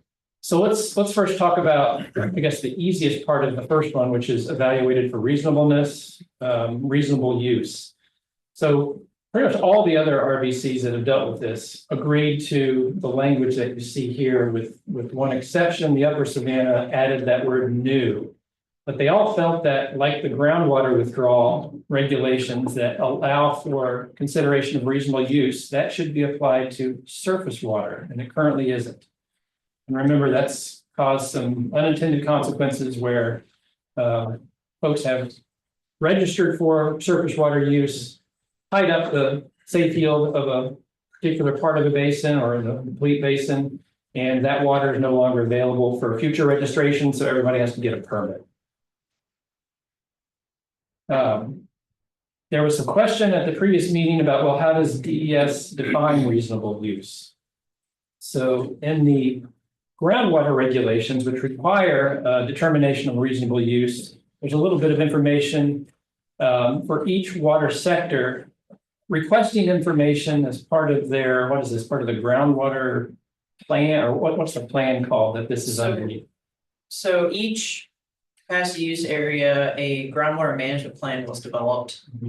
And then, that's some of these reasonable use criteria, they're used as part of their aspects of this must be included, they're a part of the application essentially. Right. So I guess for example, public water supply, so it's by system, population served, that sort of thing. That's all included as required in the application. So if it's a new if the public water supplier is renewing their permit or asking for a modification to increase, say, they would have to say, why do you need that increase? Is it your needs from the population served due to, population increases? Or anticipated growth, those sorts of things. So that's just one example, but yeah, those are things that are required in their application. And then we would review that and ask any questions if something wasn't clear. So Leanne was telling me you have other information, and this is what you asked for. You take that information and then you look at standards and, other information that's not in the reg, but they have access to decide, okay, are they asking for more water than they reasonably need? And here's what we think they reasonably need based on specific criteria for like a golf course or Right. an industry, depending on what they're doing. Yeah. So does that answer your questions about reasonable use that we had before? How is it determined? What are the criteria? Okay. So backing up then to this recommendation. Again, this is the one that's brought up for Savannah, Lower Savannah, Salcahatchee, and Edisto, all generally adopted. Is there anyone that? I just want to make a general comment, and this is there were some interesting things said at the last Water SC meeting that I think that was very helpful for me to kind of help put things in perspective. One participant said, the water that's in our streams and lakes and rivers doesn't belong to anybody. It belongs to the state. It belongs to all of us. And so through this permit and registration system, we're granting usage, reasonable use, I guess, of that water. And so there's a lot of permits and registrations that they are not using anywhere close to what they are allowed to based on what they can or have. And so it's, that's kind of not the way they do it then to flip it from water to wastewater and thinking about the assimilative capacity and the way they do the permit system there. A river has a certain amount of assimilative capacity that it can withstand to receive pollutants before it doesn't meet its water quality standards and designations and all that.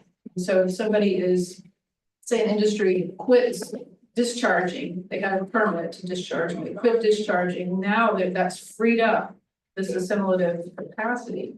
They don't get to keep that necessarily. And so I think that's just something to keep in mind as we move forward through these recommendations is, recognizing this is a shared resource held in the public trust.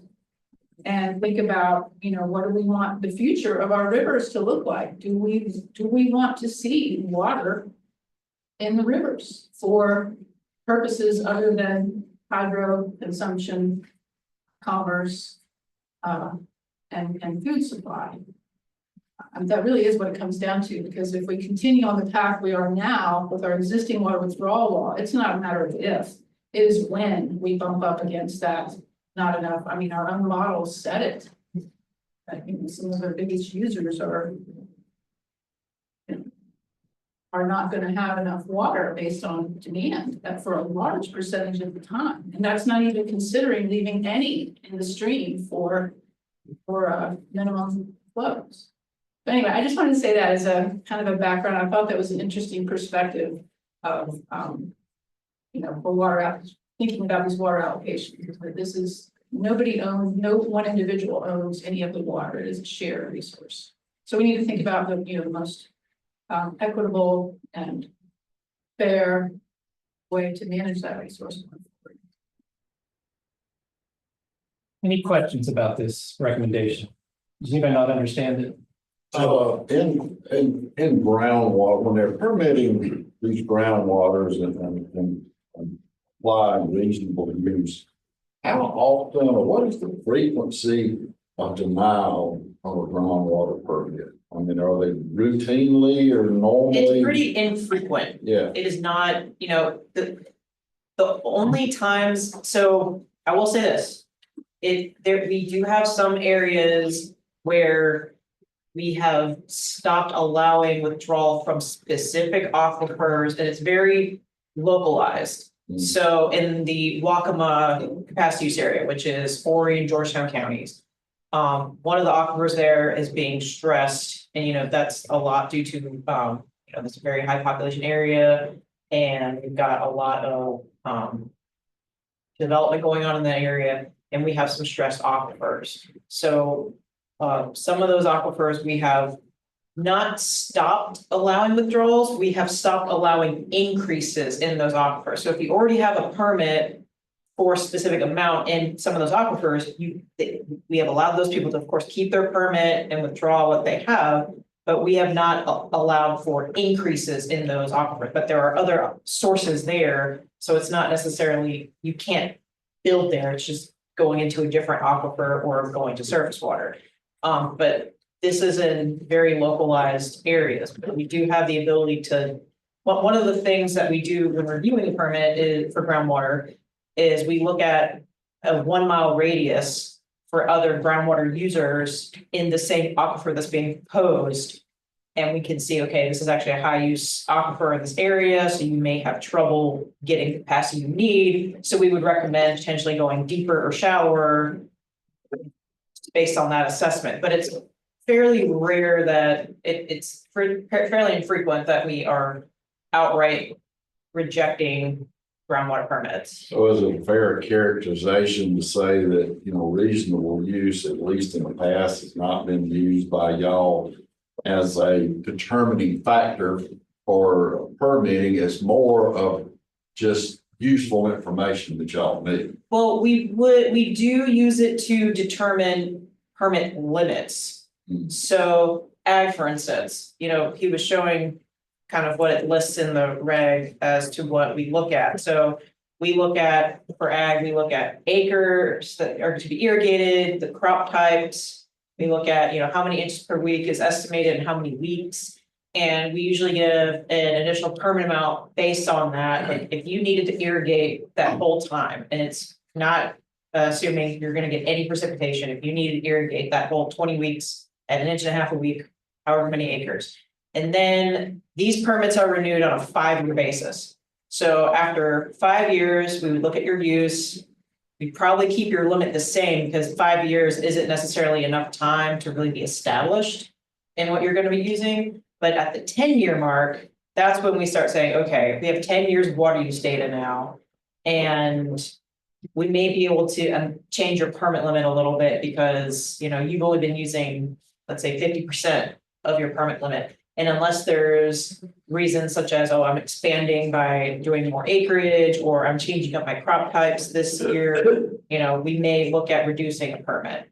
But the reasonableness is a lot of times to help us set that initial permit limit. Because a lot of times people will come in with something much larger than what they may need. But sometimes we get people coming in with much smaller numbers. Because they're, especially with ag, there's a lot of precipitation. And so, so it just depends. So soil types and like low country, surface water is just below the surface. Right. Much more shallow and Right. getting, as you go up the state, it gets a little deeper. So how much does that influence anything? I think what it does, when we say reasonableness, it kind of covers the whole. Yeah, I mean, we don't look at that specifically, but we do understand, like in the sand hills, we're probably gonna need more water to irrigate because it's gonna go right through, right? So we do understand those things, and we do see that in the water use, because that's why we take the water use into account as well, once we start getting that from the permittee. Do you think this would close that loophole of folks going in like for ag registration, so and getting the rest of the? One thing that we have in our groundwater reg, and I believe it's in the surface water reg for new permits, but in that for groundwater permits, if you do not use your well, like if you have a permit and you don't use it for 36 months, we have the ability to cancel your permit. So there would be discussion. We wouldn't just send you a letter that says, okay, we take your permit away. We would contact you and say, hey, did you, shut down your well? Are you no longer farming or whatever the industry is, did you shut the factory down, whatever? So we do have that mechanism to cancel a permit if there is no intent to continue to use that permitted volume. And so that's something, you can't just keep it for nothing. They're also, it's not as much of a financial thing on the groundwater side. There is no permit fee for groundwater, so keeping it just to sell it to somebody getting the property or whatever is not really worth it, because there's no cost associated with it beyond public noticing the permit, so. So from a utility standpoint. Yeah. I know why they put the new in there. It's to grandfather the utilities that have permits that have been threatened because those utilities are not using the full capacity of it. I do not like the thought of reasonableness being applied from somebody outside of my region, because it may not be reasonable to grow the upstate in somebody from Columbia. And I'm not talking about DES, but I'm talking about Columbia or the coast that says we don't have enough water. Well, let's shut down the permits in the upstate so that more water will flow through. And that's already been a suggestion.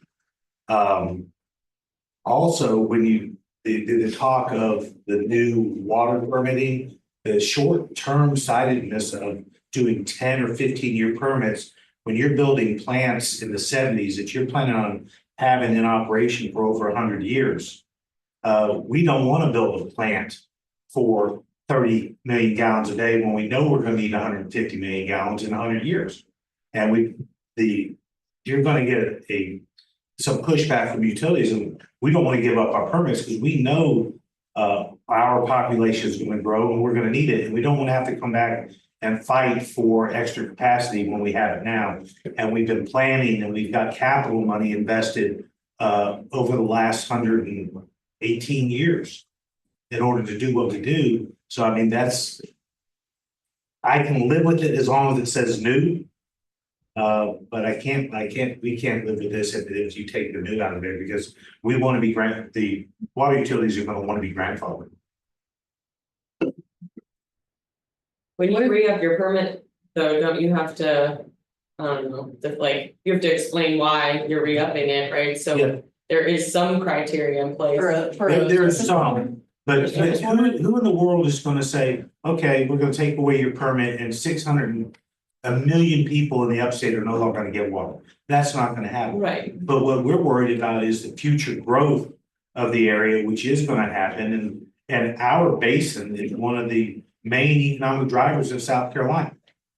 And and personally, and as a water utility, we don't want to be told that we can't use the water that's there today that we've planned for the last 100 and some years. Can you go to the next slide over, John? Just like, And- so are you against having to say A? Well, I think A is too broad, because population served, anticipated growth. I mean, we've got an anticipated growth curve that we've been hitting time after time and time after time that people say wasn't going to be hit. So I mean, I think it's too. If you're going to leave it to somebody other than the water utility, I don't like that, the reasonableness part of this. I think you're going to get pushback from a lot of water utilities. What if you don't have enough, what if the rivers can't support your permit limit? Right now they do. And they've been shown, even our own models show that they need it for the next 100 and some years. And then there is going to be efficiencies built into water production and water use over the next 100 years. If you look the last 100 years, the demand per capita has plummeted, and it's going to continue to do that. There's going to be things like we've all talked about. There's going to be reuse. not reuse for people to use, but reuse to go back into water supply. There's a lot of things that are gonna happen over the next 100 years, and I think we're being, for water utilities, I think you're being short-sighted when you say reasonableness, and that's just, there's several of those with that opinion. But we do like the new Yeah, in there. understood. Yeah, there needs to be some flexibility to allow for that growth and what we haven't done so far. I thought we had some significant shortages in our modeling for demand.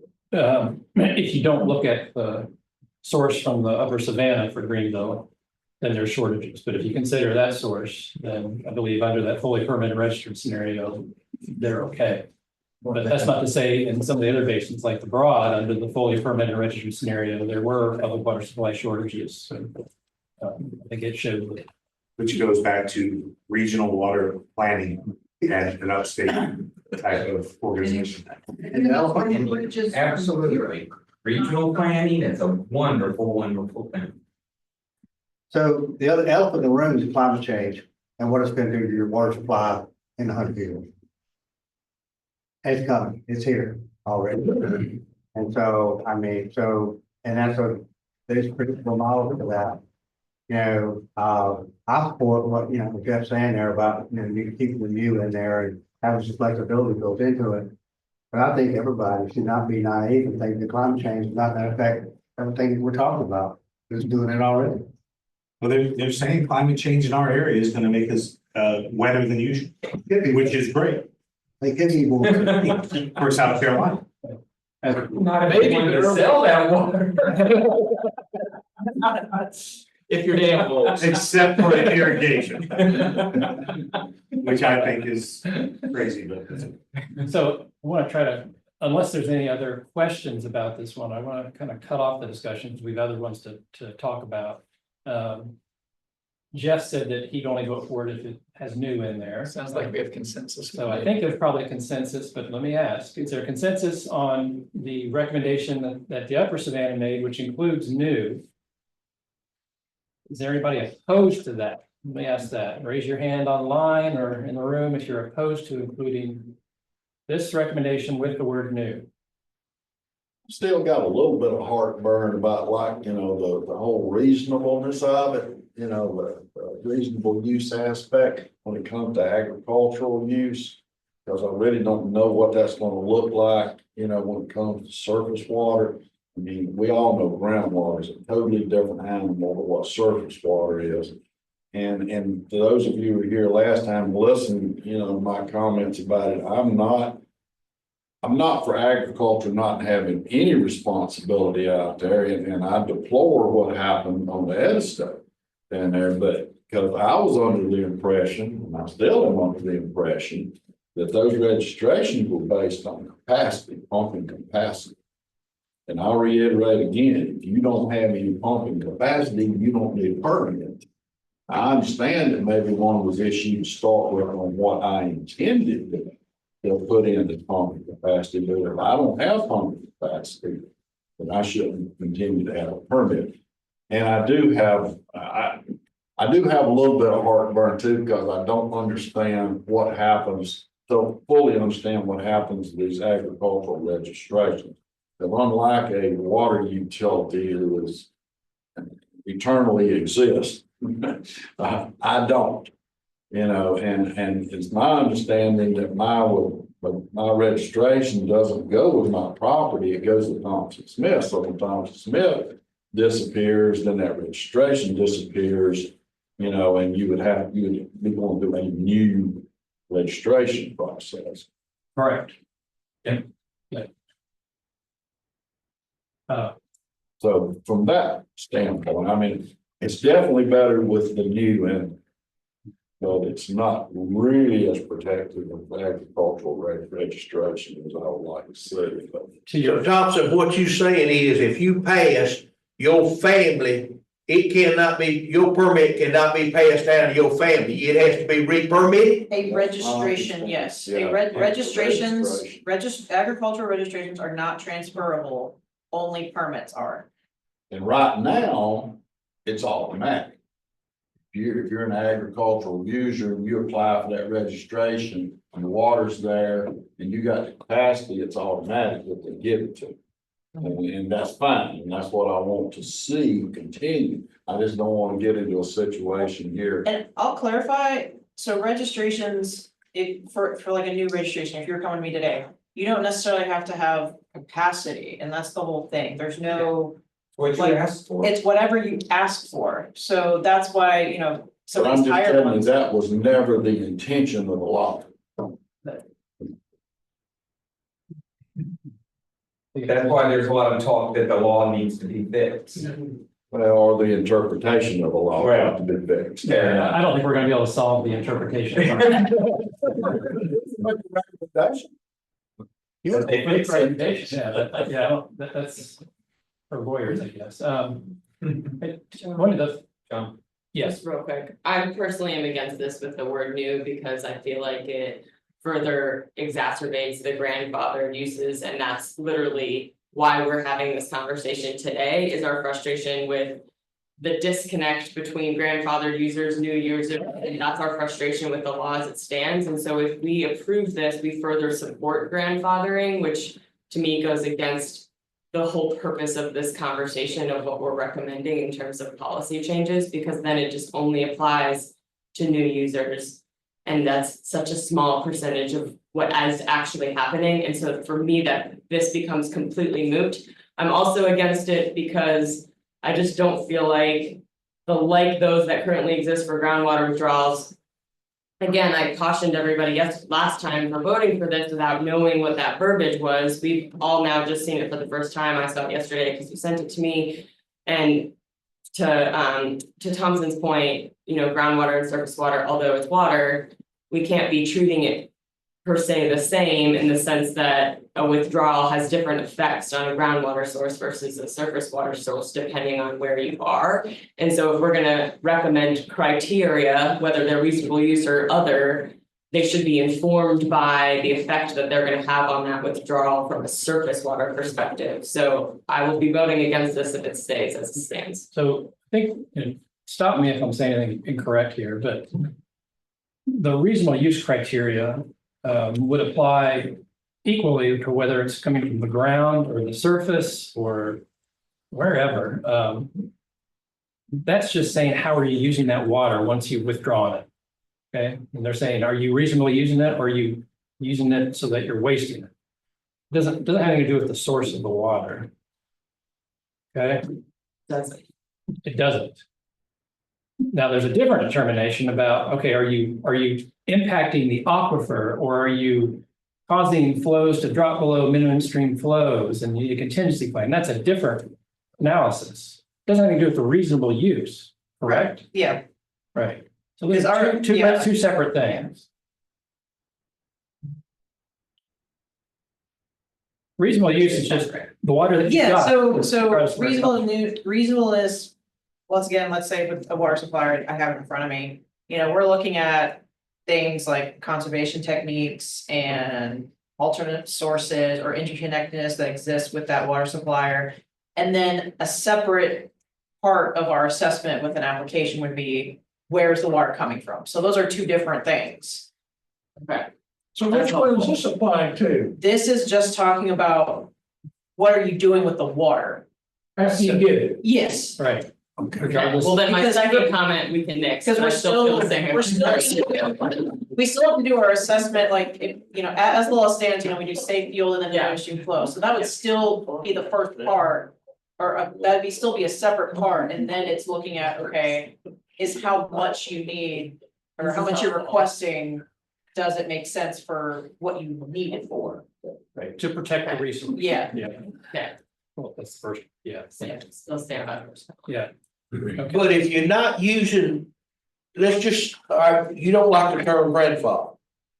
But if you're using so X number of water today and the system is able to handle it, what's wrong with the grandfather in? I don't understand. My mind may be a little short on. It's okay until you.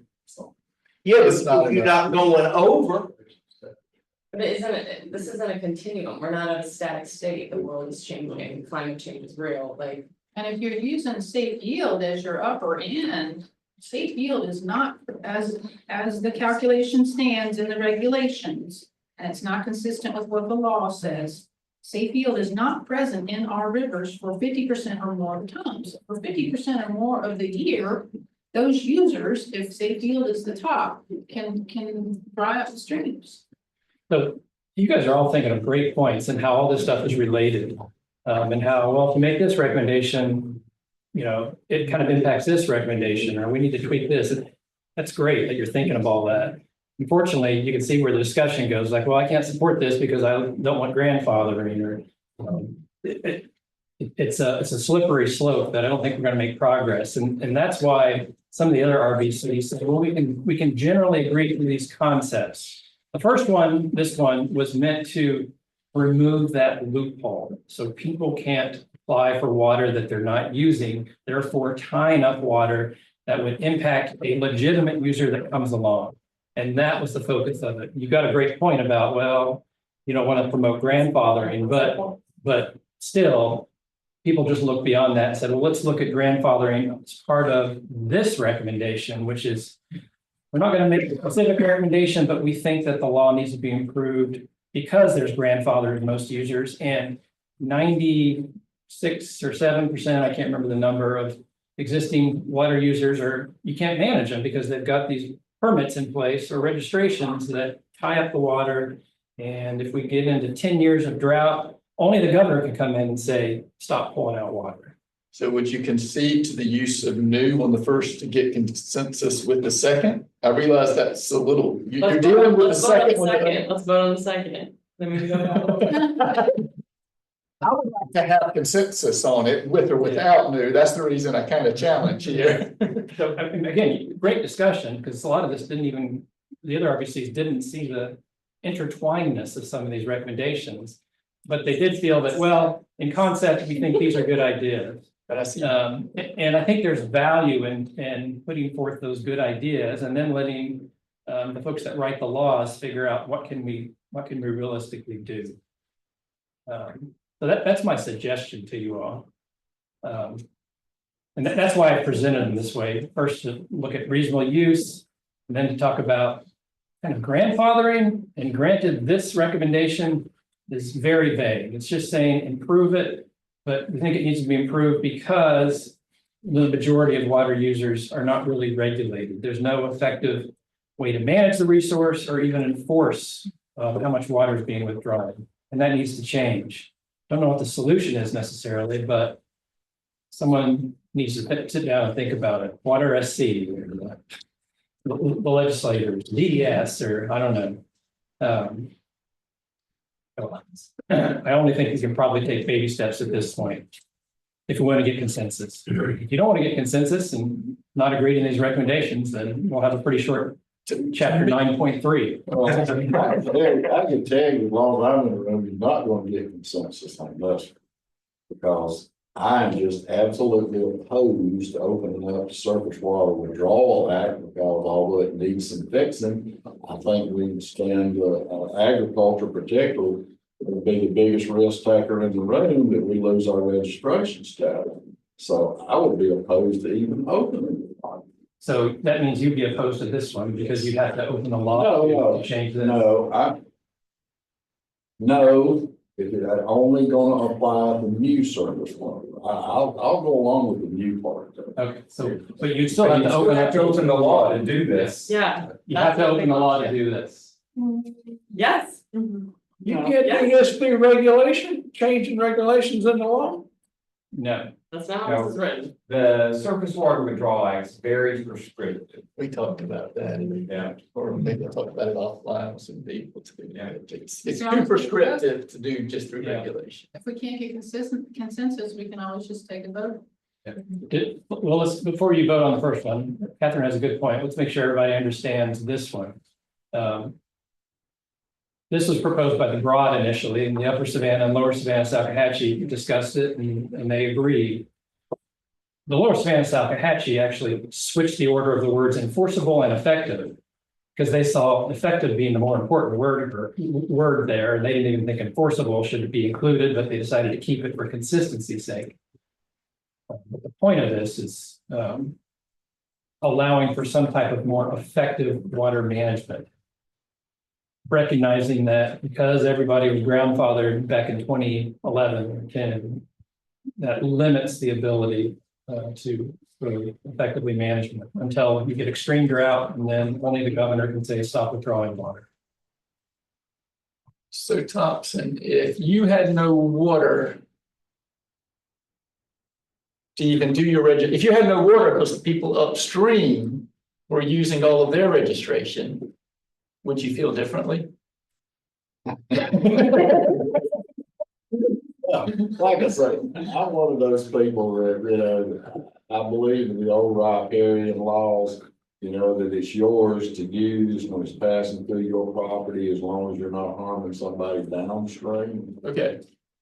You know, I know that's not exactly what the current law says, but I mean, that's the principle that all I agree of with it should I like be that operating. principle. To me, this tries to address the second part. And maybe not everyone sees it to me, but to me, that's trying to address the second part and the what if, and it may be more critical in other watersheds like the Yellowstone than for us. Okay, all right, so can we take a vote on this one? We want to make a motion. Move to vote. We'll make a move to vote on this one with the word new. Oh. Wait, can we vote on the other? I was gonna vote on the other one. I'm sorry. I Okay. was moving one first. Okay, we can vote on this one first. I move that we vote on the other one first. We can't even reach consensus on which one to vote on. So my understanding of this is that this is trying to force the water, not force, because that's the wrong word. Trying to make the water users be more efficient with their water. This is not about capacity or withdrawal. This is about saying, here's the things you need to do if you want to keep your permit. Which any good water utility does. How I And read good, and this, farmers do, because they. how I read this one, it says the current law does not meet the needs of the state. It's got to be reviewed so we can effectively manage water. I've said that since they passed the law. It's not a perfect law, it needs some tweaking. The only way you're gonna tweak it is to open it. Now, I think some of that may have been bad interpretation. Nobody was ready to go to the Supreme Court to figure that out. But there's some broken parts of the law. But to me, that's the difference in this recommendation and the other one. This specifically says the current water law needs to be changed. Yep. The other one says that we need to apply reasonableness to new water users. It doesn't say specifically that you've got to open it and change the law. It may be your interpretation, or I may just take it to court and get a new rule. Yep. Yeah. I don't think DES can apply reasonable use criteria to surface water because it's not in the law. So they can't just start doing that without. Okay, then I'm changing the law. opposed to both of them. Opposed to You're both. interpreting that way. I don't think it's my interpretation. I think that's how it, That's how it's written. that's how it's written, yeah. Motion to vote on this. Yeah. On this one, Yes. which one am I on now? Okay, now I'm grandfather, all right, so you made a motion to vote on this. A second? Second. Okay, all in favor, and online folks, hope you're following along. All in favor? So before y'all vote, just help me understand whether this is being voted on as written or if amended, because I've been trying to follow the discussion. As written. As written. As written. Okay, then I vote for. Okay, so all in favor?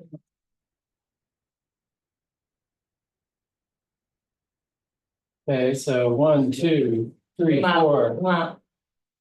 Yeah, 1, 2, 3, 4, 5, 6. Ed, voting. Oh, 7. Paul, you're not voting for it, right? 7. Actually, 6. Yeah, Paul wasn't. And then online folks, raise your hand if you're voting for this one. Or indicate in the chat. I got 4 ayes so far. I didn't have any nays. So So 11. Okay. All opposed? 1, 2, 3, 4, 5. Online,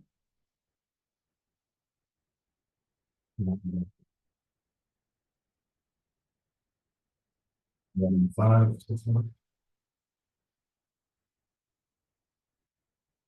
5 votes. I think that's what you said. Yeah, we need Does those two people anybody- we just kicked out. There's certainly not consensus on here. Robert, were you gonna make a suggestion about a tweak to it? Hold on for a second. We got more than That's what I was 16 gonna ask. people How here, many so. people need to vote? Abstain. I mean, we can allow people to abstain. We've done Yeah, that that's what before. I'm saying. Yeah, and I'm just gonna count them as abstaining. But, okay, vote if you're abstaining, because I want this to be a count. We should have this, Yeah, you need to pick one. everybody in the room voted. Online, folks, if you choose not to vote, let us know by putting in abstain in the chat.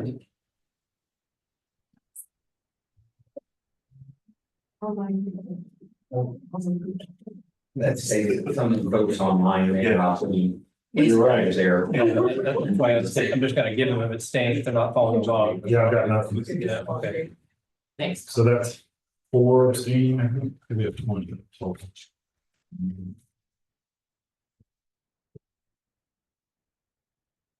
Okay, do you want to include this as a majority recommendation? Or is this one that you want to get consensus on and eliminate it if you don't have consensus? I agree. I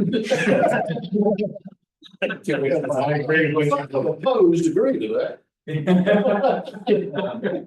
mean, if we have to, we'll do a vote on whether you want to keep it and show majority, but that vote will be based on majority because that's what the framework says you do for most decisions. So if the majority want to document how this vote was, which reflects a majority, we'll do that. Have we done that? We've done that elsewhere, haven't we?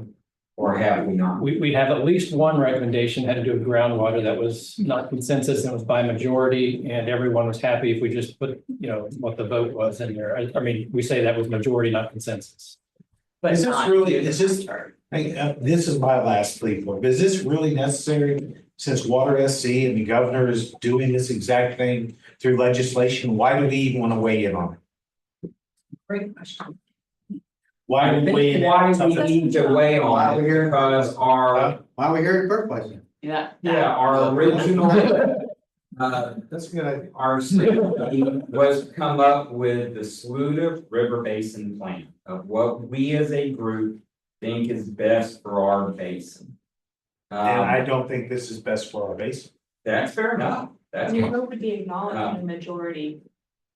Yeah, I think, can't speak for Water SC, but from what I've heard from discussion, they do value what the RBCs have decided. So I think if you just say, well, they're not gonna care what we say anyway, you're I didn't say that. I said leave it to them. leave it to them. Well. So that, if they want so that to- Catherine and I can stay friends. I know we're on the verge of not. We're so close. The problem I described, I think this is the type of group that needs to have the dialogue to solve it. Well, that's why. And this is what I think this is kind of why trying to we're bring here. together. Again, the whole process would be Water SC legislative group would wait till all the RBCs did what we're doing. And then take the information they get from our plan. And I'm fine with the information from our plan saying, look, this was a divided issue. I don't care if we put the vote up or not. It can say. This was hotly contested. Extremely divided. Extremely divided. I will say, I don't think Water SC is gonna discuss and debate this with the amount of consideration that you all have given it, or the other RBCs. There's just not time. There's one meeting now between when they have to deliver their surface water report. Yeah, the risk we run with this is that we wind up with what happened on Gettysburg with the state farm. That's the whole, this brought this discussion up.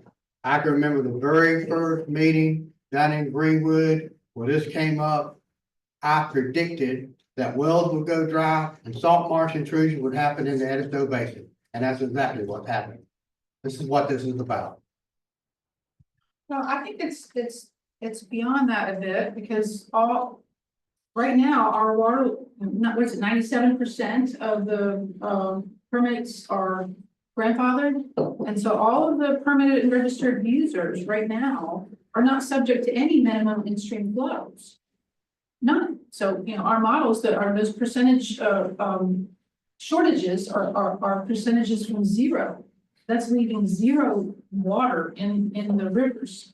And right now, according to our chapter 4, only 23% of existing permitted and registered surface water is withdrawn. So I'm trying to think 50 and 100 years down the road, what's that going to look like if those users are still allowed to withdraw from this artificial pie in the sky limit with absolutely zero requirements for minimum stream flows. But, so most of your big withdrawals won't ever see a minimum in-stream flow requirement, because they're going to be on reservoirs, and there is no MIF on a reservoir. So I understand your concern, but that I don't see where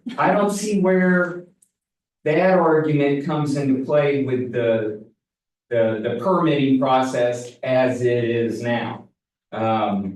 Because you just have to show that I'm not going to suck the bottom out of the reservoir. Well, I guess I was just thinking that meant minimum No. well, that's what. That's what I'm saying. That's why there's some concerns with the way the rule is written. As it will, as it's written, with the changes you would make, they wouldn't apply. Because there is no MIF on a reservoir. And again, so we own one of the new permits. How many have there been since the law? New permits? 3? I think 7, 8, well, total statewide, like 7 or 8, something like that. And we're one of them. So we've got a little history of what this process is, and the permitting process met our need, but our requirement was as much driven by FERC. Right. And so, yes, and I mean, you just said it, if someone is on like a FERC dam reservoir, like they're the ones that make the determination if a withdrawal is able to be withdrawn. Yeah. And then they still have to meet their releases as part of and FERC has their own reasonableness criteria. And they also have their own drought controls. Yep. So even though there's a state drought, we follow the FERC drought. So because we were in a stage 1. Well, we say we had to reduce 10%. So which we follow those, but it's. And FERC. I think originally we were in the 3. It was. Okay. Well, yeah. I want to break for lunch. I don't want people to get hangry. Before we do that though, I'm all the sugar. I want to decide, are we documenting this vote in our plan? So I want to know if people are comfortable going with the majority vote for this recommendation. And to do that, I want to ask who's in favor of including this as a majority vote recommendation in the plan. If we have a majority on this question, then we will include it. So raise your hand if you want to include this recommendation and the results of the majority vote. 1, 2, 3, 4, 5, 6, 7. Online folks? Got 1, 8, 2, 9, 3. 10. Oh, it's over for that. 4, 11. 5. Okay. So the vote was slight majority to include it. What we will do is we'll document why there was opposition to it and why folks voted for it, just to be fair. I would request that the minute reflects that Thompson Smith voted in opposition to it.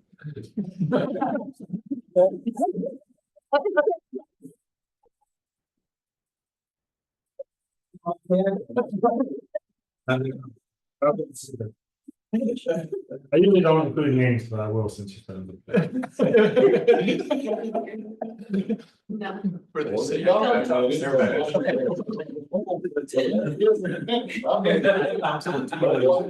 It's 12:25. Let's break for lunch and we'll come back to the reasonable use recommendation. About 12:45. Is 20 minutes enough time to get your lunch and finish eating it while we? Yeah. Okay, so online folks, please stay with us if you can. And help us do the voting. We're gonna start back up at 12:45. This one better be a yes, Captain. Or we're getting. All right, it is 12:45. We're gonna start back up, even though it looks like some of you are still finishing. You're locked. Okay, back to the original reasonable use recommendation. I think we're probably ready to take a vote. Anyone opposed to taking a vote right now? Is there any further questions about this reasonable use one? I think it would be interesting to vote for it both ways, one with. So Out. I apologize, but again, help me understand, are we voting on with or without the word new? Or as Catherine suggested, are we going to take a vote both with new and without new? It's up to you all. If you want to do both, you can. I don't know that there's, just me personally, I don't know if there's value in doing both and documenting both. That to me would probably confuse the reader a little bit, but it's up to you. I think I would encourage you to pick one and vote on it. Could we make a vote on the word new and then vote on the recommendation for the whole? I like that word. I move to vote Yes, I like on that. new or not new. We're not. I second that motion. Well, there was a motion to vote on whether to use the word new, or the second on the vote. All right, what motion are we working on here? The motion was to take a vote on whether new should be included in the recommendation that is considered for a vote. There was a second supporting that. Was that Rebecca's first? That was Rebecca and then Catherine. Well, Rebecca did the motion, Kevin agreed, I guess, and then what did I don't know, I guess. She did the recommendation. Who's I did the recommendation, you I did did the the motion, motion, I and you did the second it. All right, you're a second. Ash Roberts rules. Okay. All in favor of. In favor of the recommendation to put to vote that includes the word new, raise your hand or indicate in the chat or raise your hand online. 1, 2, 3, 4, 5, 6, 7, 8, 9. 1, 2, 3, 4, 5, 6, 7, 8, 9, 10. And then online. I've got one. One, okay, so there's a majority at least. Two. Two, okay, so there's a majority. So the next thing then for somebody to make a motion to recommend the reasonable use. I make a motion to recommend reasonable use With this Second. word. with the word new. Yep, Second. there's a second, okay. Hold on, y'all, I'm moving too fast for my hand. Sorry, gentlemen. I'm the one selling you here. All right, that was Jeff Moss and Kevin. Now, what is this one? With you. This As it's is written. voted on this recommendation as written on the screen. Oh, okay. Wait, what did we just vote on? I thought that we voted on. What you voted on before is whether to vote on this recommendation with the word new in it. Oh, I thought it wasn't with the word new. Okay. All you gotta do is keep raising your hand. Okay, so we've got a motion, a second, all in favor, raise your hand. Okay. 1, 2, 3, 4. So if we vote for new, that means that we're voting against not new. We're voting for it as written right now. I'm not sure everyone understood what they were voting for before. Yeah.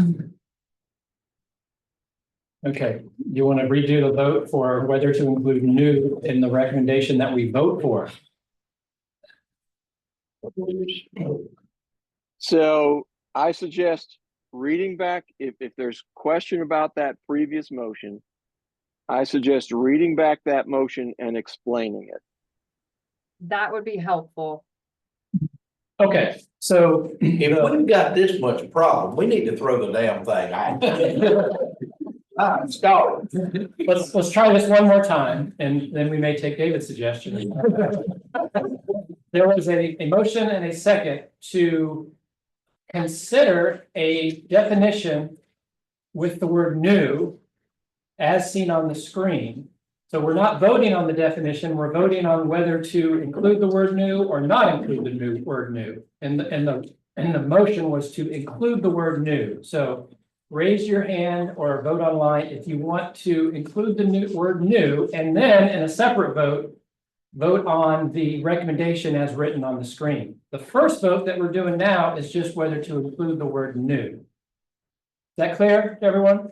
Yep. Okay. All right. So I'm going to do the in-room count. Online folks, put in the chat or raise your hand so Tom can count. So we've got 1, 2, 3, 4, 5, 6, 7, 8, 9, 10. No one's online, though. I got one. 11. This would not preclude us from suggesting another recommendation that reasonably use be applied to all existing service providers. Right, like you want to make that recommendation, you can, right. So not preclude anything. Okay, so, well, how many we have, 20 or 21? We have 21 total and 11 voted for yes. Okay. So we have a majority vote. We do. Okay, so now we're, just like before, we're gonna vote on the definition as written with the word So, new. excuse me, John, so we are not going to count the nay votes? We're just looking to get a majority vote at this point. We got a majority Okay, just with the yay vote, so we don't need to count. all right. Fair enough. Now we're gonna vote on what's on the screen. Right, and I am gonna count the nay vote for this one, and I'm gonna count anybody that doesn't vote as abstaining. So we had a motion from Jeff, I think, seconded by Kevin. And then I put out the what the motion was, which is to adopt the reasonable use recommendation as written on the screen. Raise your hand if you're in favor of it. 1. Can we come back to you or no, you're not in favor? Yes, okay. 1, 2, 3, 4, 5, 6, 7, 8, 9. Online, folks. You have 2 so far. 10. 3. 11. What side? 12. Hey, John. All right. What are you saying, Robert?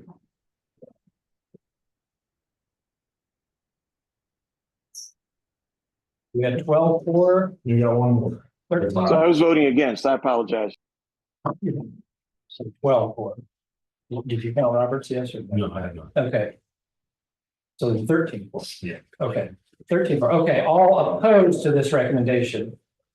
1, 2, 3, 4. And then online, are you opposed to it? Robert voted for both. No, I'm voting against. That's what I'm trying to make clear is I apologize. I'm having trouble with the right buttons. I am voting against the recommendation as written. 12 for. How many He online? was the only one online. Okay, so 5 against. And that means you had 21 total, right? Yeah, but let me make sure everybody's still online here. Can we do a third vote for existing? If he moves for it. You want to make a motion for it? Yeah. I'll make the motion for it. But let me, before we do that, let me just make sure that since we didn't get the consensus, we want to document this in chapter 9. So we're going to ask, is there a majority of folks that want to include this since we didn't reach consensus? Just like we did with the last. Okay. Are you ready to move forward, Tom? Yeah, I only got 7 online. 7. So we all are out of 20 now, so that's 4 of 7. I feel like it's Pretty saying that. like, if we're gonna, I had 5 and 4, I had 5 and 2, so. Oh, 3. Okay, Kathy. we're gonna, I don't think we should be voting whether or not it gets included every time, because you'll vote for the thing that you voted yes for, so like, just because I voted no for this doesn't, I don't think I deserve the right to say, no, this shouldn't go in. Because I voted for the other one, so if we're gonna do this, for all the policy recommendations, we're gonna vote, they all should be included, to be fair. I agree with that. No, we're gonna vote on something. You see what I'm doing? Yeah. You don't like it, vote against it. Okay, It's just- we can do it that way. So the Edisto did it that way. They decided we're not gonna come to consensus. Let's just document all of them, and we didn't Yeah. vote on each one. Before, we've been looking at one by one, but we only had one instance before in a previous meeting where we voted on it, but everybody's comfortable with that. I mean, somebody could change their mind and decide, even though I voted After the vote, I after the guess, vote, but I don't know, how do people feel about it? do you want to keep voting on whether we include it as a majority, or just assume that we're just going to include all of the this type of recommendation, the policy recommendations in it, and document the for and against? Everybody okay with that? I'm okay either way. Either way, yeah, okay. It doesn't sound like there's anybody strongly against it, so we'll take your Yeah, suggestions. let's just do that. That saves a little bit of time. Okay, so we've got one here for reasonable use, 12-5, 3, or 12-4, 5 against. Melanie, did you want to make a different motion? I would like to make a motion that we vote for a part B, which is applied to all existing surface water withdrawals. And the reason being is to get rid of some of these crazy, like the registration that's used up the remaining capacity with no intensive use. And that gets back to kind of what we're saying about the groundwater, that it's, if they're not using it or have plans to use it in the future for future growth, to accommodate future growth. If there's not if they're just taking up the capacity to take up the capacity, that's not reasonable. And apparently there's. So what's the motion? I think that goes back to taking the word new out. Because it was all surface water withdrawals, existing and new, would have covered what you're talking about. And I thought that's what we were voting against, to make sure that the existing utilities had some type of security in their capital and in their planning. And I wouldn't second it or vote for that, because it goes back to the way it was written to begin with. That's just gonna flip the vote. It should, in theory. Yeah, it's probably just. According to Robert's rules, it's just bringing the same question before the group in a different form. It's unnecessary.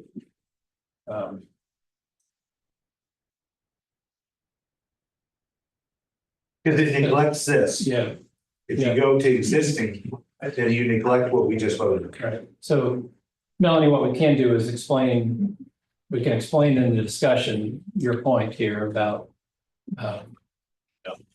folks that voted for it. Some of them would have voted for existing as well, for all basically. But since the vote that we did originally, whether to include it new or not, was in favor of including new, we just went better about that way. But we can still explain that there's people who voted for, or maybe even against, would have liked to have seen all existing and new. Is that okay? Okay. Okay. Melanie mentioned something to me that I need to correct what I said earlier before lunch, which had to do with the fully permitted and registered model scenario that we ran. And she remembered correctly, and I was confusing the 2070 high demand scenario. She remembered correctly that when we ran the fully permitted and registered scenario for Greenville Water and all the other utilities, there were shortages for Greenville Water, for their fully permitted registered amounts from Table Rock and Saluda Lake. And it was a pretty high frequency. That's just, yeah. Correct. I mean, but again, that's negated by being able to pump 150 million gallons from Adkins. And that's when we had included the Upper Savannah Basin in our basin, to neglect that. We're aware of the capacities of those two small basins. Right. Yeah. And that, And there were other shortages too, that, you know, so to say that we had another shortage in other water use categories, there were other significant shortages as well.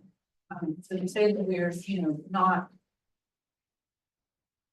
over allocated through the permanent registration process already. right, Again, these are percentages above zero, not accounting for any water to remain in the rivers for minimum in-stream flows to support products or recreation. yeah.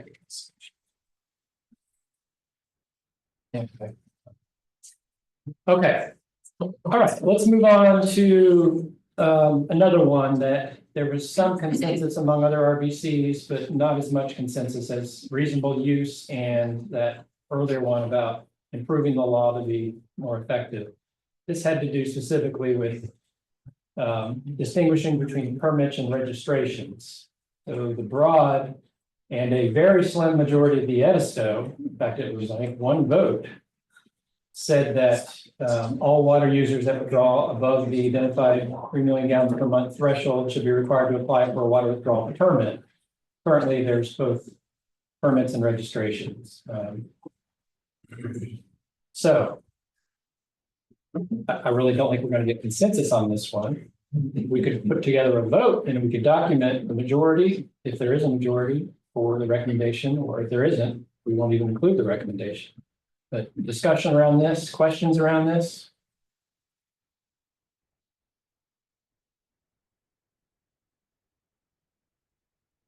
They'll automatically know that I'm keeping You the can set this one out. registration, not going to a permit for agriculture. Yeah. And I've expressed in previous meetings my reasoning about that. Now, this doesn't get into the details about if there was permits all for everybody, you could still, again, correct me if I'm wrong, but like groundwater in the capacity use areas, everybody has to get a permit. But ag withdrawers don't have to pay as much or anything. Groundwater has, no groundwater permit has fees. Right, It's a completely no fee permit. right. This doesn't really discuss, you know, whether there'd be fees or anything. It's just.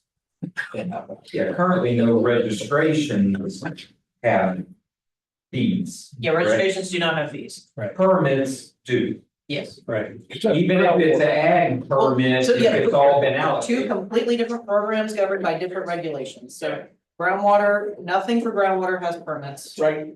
Or fees, excuse me.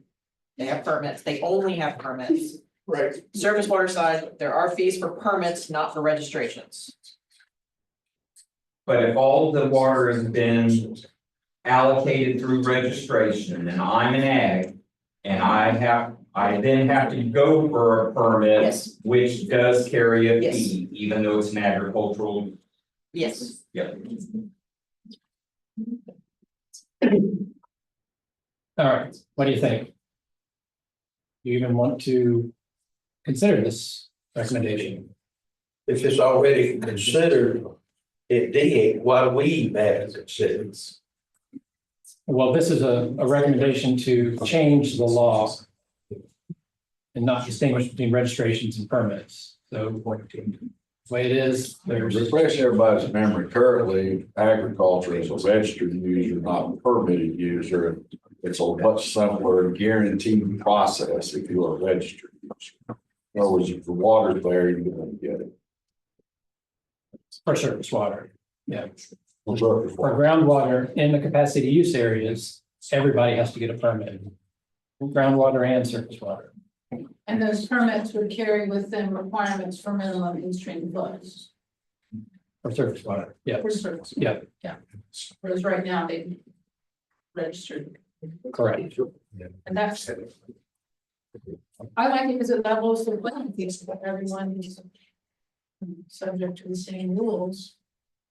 That was the discussion in the broad, but the broad did not have a very vocal agricultural group. In fact,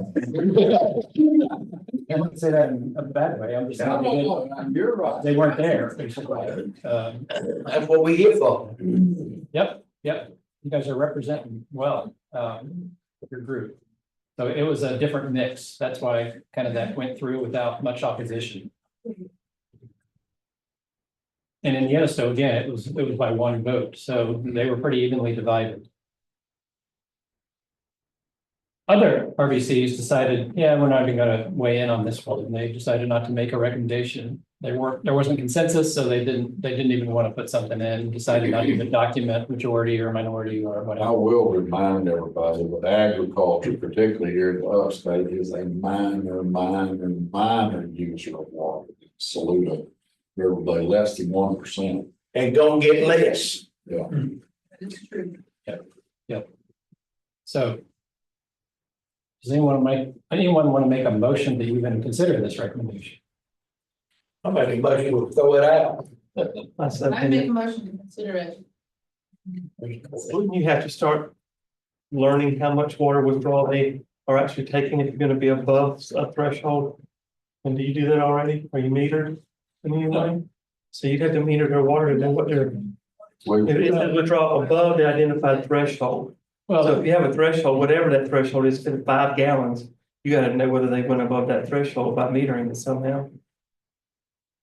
yeah, that's the way the existing law is too. I mean, it requires self-reporting whether you're going to be above or below. We're just self-reported originally that we were going to use more than 3 million gallons a month. And now we have to turn in a report every year on exactly how much we did use. Okay. Okay, well, I heard a motion both to throw it out and I heard a motion to consider it.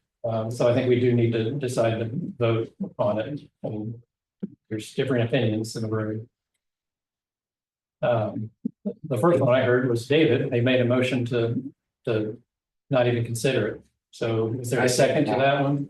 Okay, well, there's a second to that. All in favor of not considering it? 1, 2, 3, 4, 5, 6, 7. Online folks, this is a vote to whether we consider this as a recommendation and then take a vote on it or not. I've got 1. 7, okay, so that vote doesn't pass. Okay. And I got 8. 8, okay, still doesn't pass.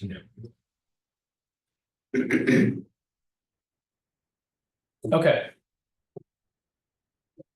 John, I would suggest making sure that there are more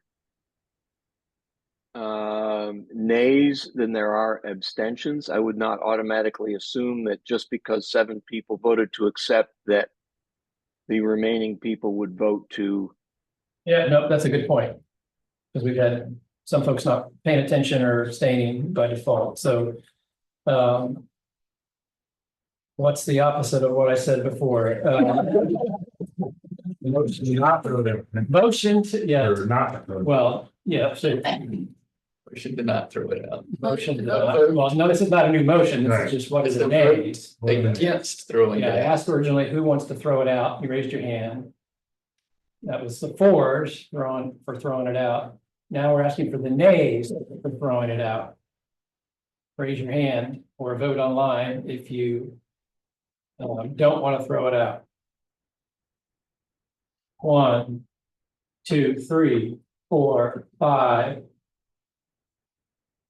Online.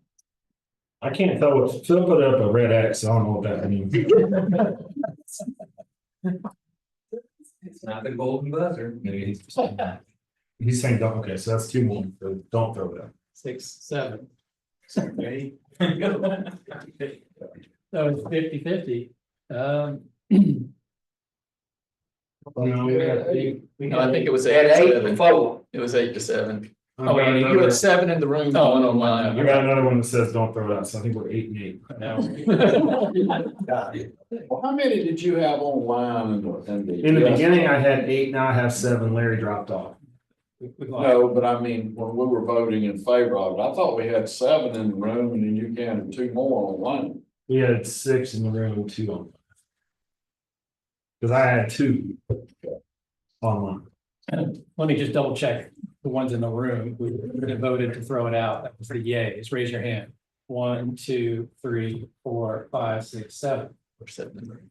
So 7 in the room, if you had 2 online, that's 9.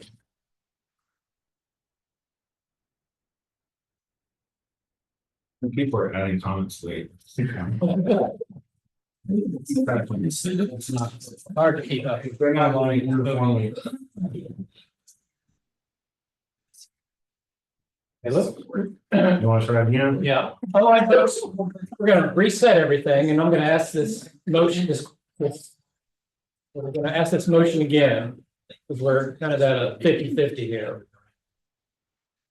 So please reread the motion so folks online understand what they're voting for.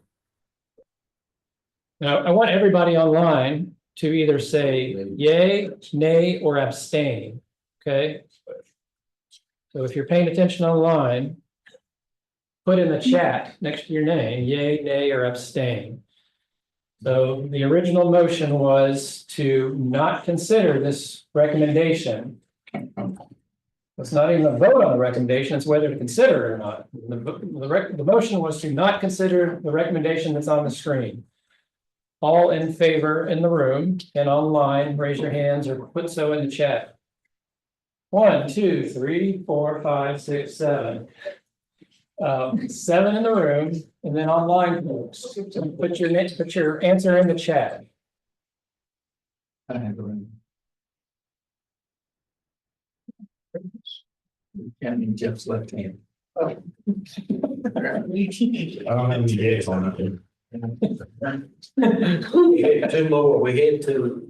You know what? This makes it I thought it difficult was when the online folks aren't No, following. they're saying it's very difficult to follow what we're doing here, and it's not making sense. They're Yeah. confused. Yeah, Well, they're along with us then. I think that most of us have voted nay, which means we don't want it to be thrown out. yeah, so We were on the days though. we were on the yays and we just had a different number than what was before, but this is the last time we're gonna vote on it. So there's no more yays online. Let me ask the nays now. The nays are the ones that didn't want to throw this out. In the room, I've got 1, 2, 3.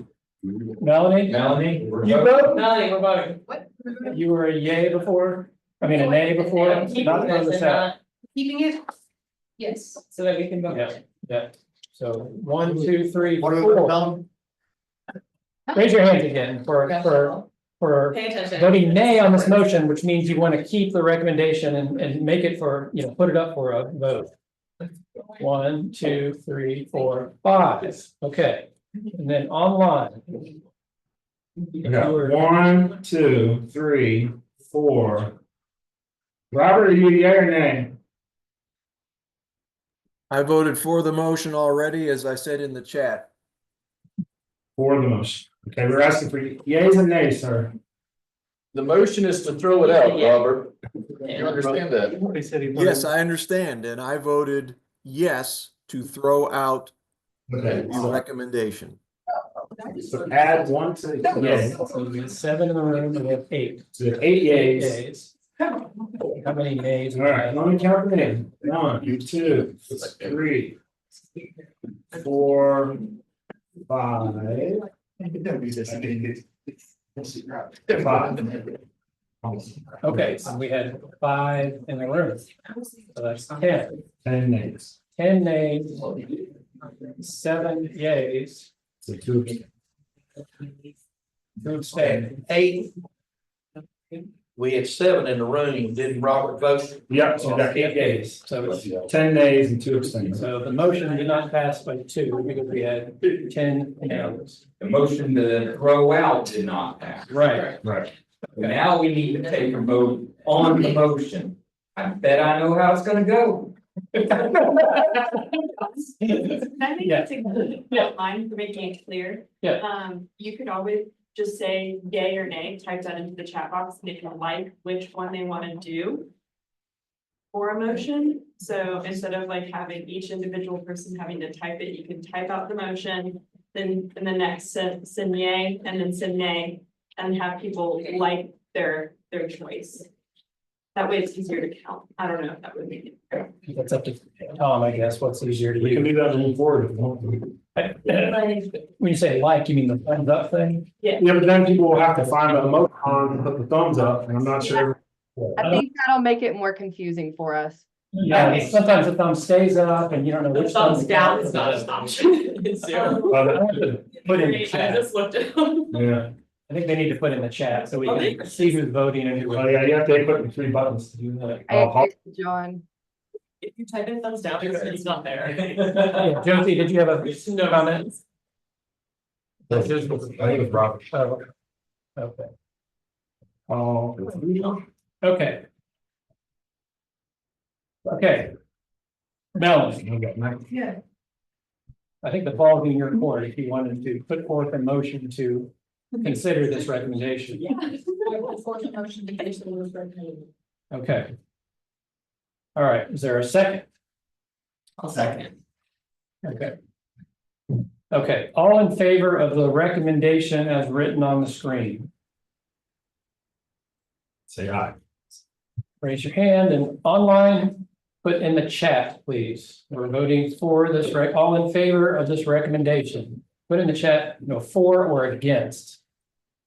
And we'll count yours up. So in the room, we've got 1, 2, 3, 4, 5. Got 5 4s in the room and 3 4s online.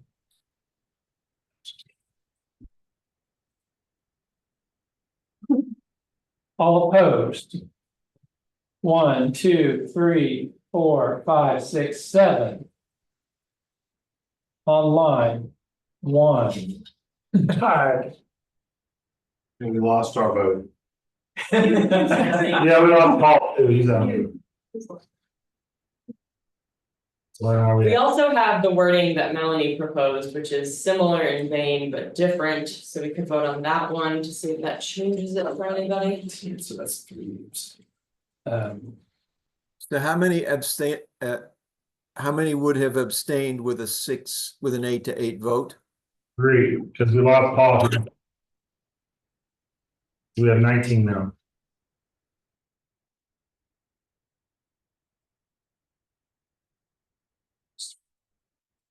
Okay, well, Didn't pass. yeah, we just want to not have results. I mean, there's no consensus, there's a split. It is what it is. It is what it is. Move on. Yep. Okay, there was a couple of recommendations by the Broad and the Upper Savannah and Lower Savannah, Salkehatchie, had to do with alignment with existing water plans. The Broad said the withdrawal permitting process should specifically assess the permit application's alignment with the current river basin plan, especially with respect to proposed withdrawals, returns, resource conservation, and drought response. The Upper Savannah and Lower Savannah considered that, but they changed it and they said, no, the permitting process should specifically assess the permit applicant's alignment with the legislatively approved state water plan. That hasn't happened though. So No, it you're hasn't. holding stock that you agree with something that's not even written down. Well, they felt like if it gets approved by the Why legislature. we're here is to come up with the state water plan. We don't get to do that. No, not anymore. And let me just tell you the discussion that the Upper and Lower Savannah had. They felt like, well, they didn't want to tie permitting. So they didn't want DES making decisions about whether to approve or not approve a permit based on what's in a river basin plan, because it doesn't get legislatively approved. And they had other issues with that. But they felt that, well, if the legislature approves the state water plan, which there's no guarantees it will be approved when it's done, they thought that that would be enough that the permitting process and DES's decisions regarding permits should align with the state water plan. So as part of their criteria before issuing a permit, they would reference the state water plan for consistency with whatever's in the state water plan. And it could be whatever's in the state water plan. There is some precedent for this, I'm told, with like the coastal zone management plans that Marshall was telling me this. Well, and I would even say it's almost similar to, so on the groundwater side, in the regulation, we talk about groundwater management plans for each of the capacity use areas that we wrote and then were approved by the board back when we were DHEC and had a board. So there are things that we assess groundwater pitches on in those groundwater management plans that aren't necessarily dictated in the regulation. And I know it's not quite equivalent, but you know, if you want our permits to be in line with whatever the state water plan is, then that would be a recommendation for the law or ready to change. I don't know about that, those. So the groundwater law specifically references. Groundwater, yeah, so. Alignment with the groundwater management plans for Yes. each capacity use area. Yes, so we are required to, we wrote capacity, groundwater management plans. And then, like I said, they were approved by the board, and these have different recommendations. Specific to each area. Yeah. Okay. Robert has his hand up. Yeah, Robert, go ahead. Do you have a question, Robert?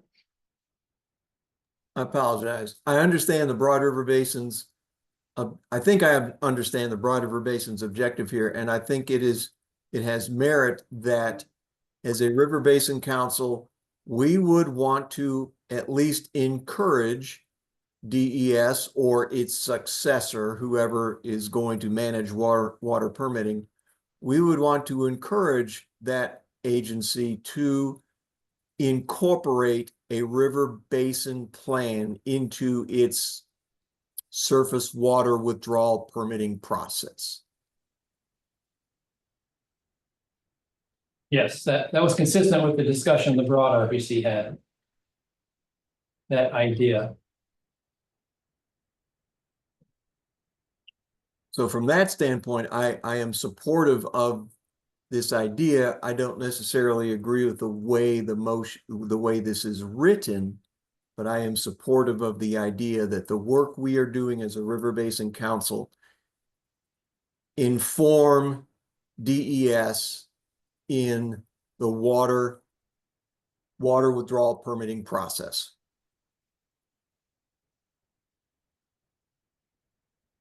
What are other thoughts from RBC members? Do you like it? Do you not like it? I agree with Rob. Agree with Rob? Yeah. I've got a little problem. I know where they're going, but you know, to me, there again, you're gonna be more specific about it, like the second one down there makes more sense. Is you're gonna align with a legislatively approved state water plan, but what we should be suggesting is that the legislature approve these plans and mandate that they be part of it. Not just whoever this is addressing. So can Georgia campaign contributions influence that plan? Yeah. Especially in the two that went that direction. I missed your kick on your signal last part. No, all I'm saying is, I agree that it ought to be legislatively approved state water plans, but the legislature will at that point choose whether or not they want that to be mandatory or considered in their water permitting process. I mean, that's suggesting that DES or somebody look at it. If it's not part of the legislatively approved water permitting process, then it doesn't get looked at. Yeah, they're not mutually exclusive. No. They've got to be tied together. I like the concept, not thrilled with either one of these languages. Have any alternate language that captures the same essence, the one proposed?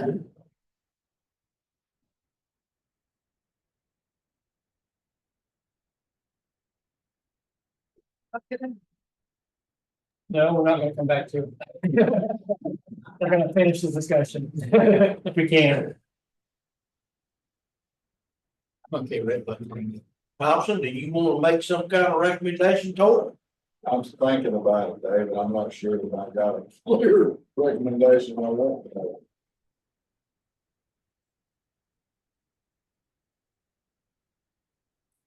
Tell you what, we can we can come back to it. If anybody has a recommendation, 15 minutes, when we're done with the next one, we can. This is new, it's a brand new thing that in front of us. I think we should be allowed some kind of time to still break.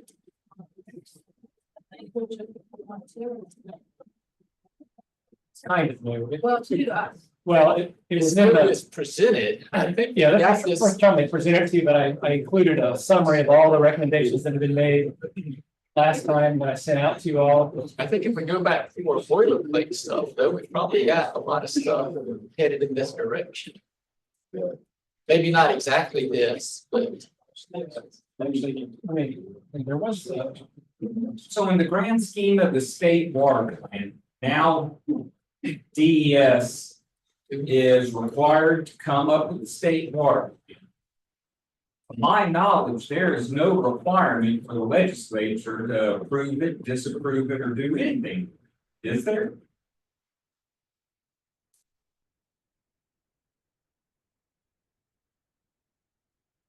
Do they have to take any of our consideration? So, Casey, I think that's an excellent question. And that would go back to, does the legislature approve groundwater management plans for capacity use areas? I've been trying to find an answer to that question online and I'm not able to. The groundwater management plans, so they were written through a stakeholder process or some of them, and they were presented to, back when we were DHEC, they were presented to the DHEC board and approved by the DHEC board. They are not presented to the legislature. Therefore, Different than, therefore, our river basin planning process could be handled in a similar vein. no, it's a whole different thing. Yeah. Two very different processes. I understand that. I apologize. I understand they are two very different processes. And what I'm trying to get at is, if the legislature is not going to approve a state water plan, or if there is no mechanism for the legislature to approve a state water plan, that second recommendation, the one adopted by the Savannah River Basin Councils, is meaningless. And if we're going to have a recommendation, I would like it to have some meaning. I think there is meaning to having river basin plans incorporated into the water withdrawal, surface water withdrawal permitting process.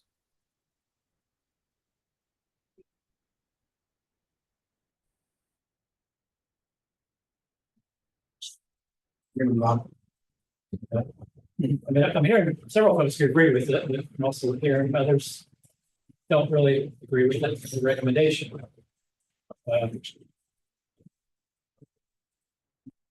Let's come back to it.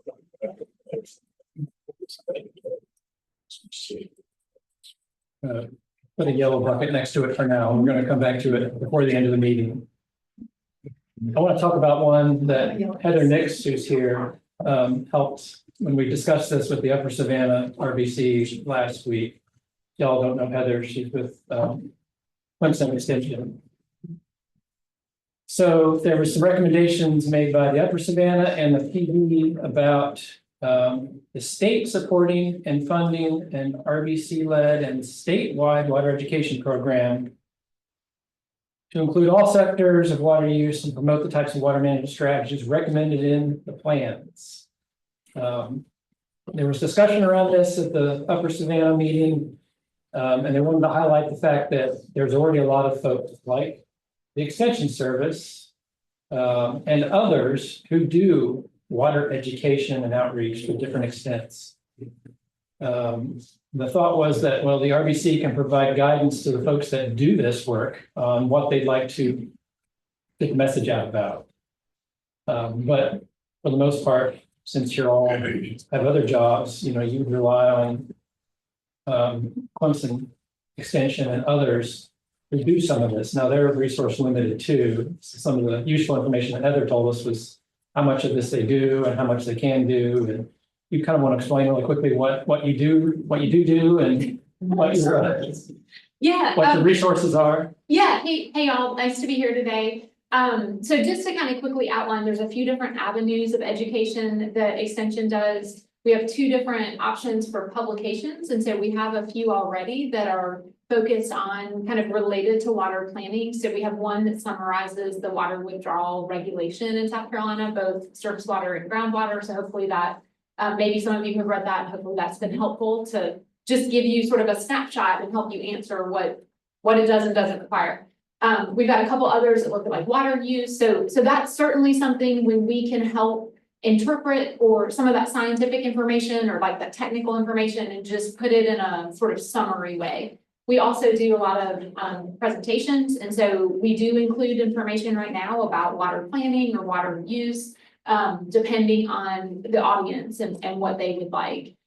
We also do different programs and, field trips, that sort of thing. So we can focus on different audiences as well. So depending on what y'all think would be most useful as far as letting people know or making sure that they are aware of, any input that you have, whether it's particular audiences, particular types of like the topic to focus on or materials that would be most useful, would be great to help us know how we can best direct our resources.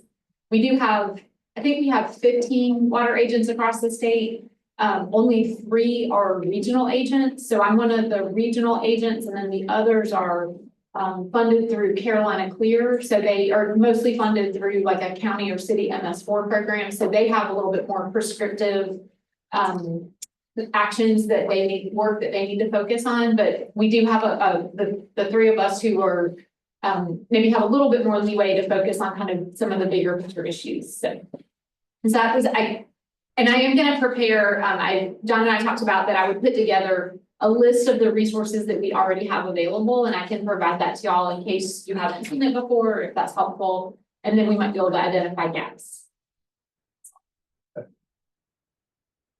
This recommendation, as written by the PD in Upper Savannah, specific towards, the state providing funding for water education programs. And when we added the part about, leverage the existing programs there, I think we already have a recommendation of water education and water conservation is one of our strategies, obviously, that we put forward. The point of this is to fund water education programs. I'm raise awareness. confused. Is the RBC leading these programs, or are we guiding extension services? Because it seems, as I read it, it seems to contradict itself. The way I would read this recommendation is it would fund both RBC-led and statewide water education programs such as Clemson Extension.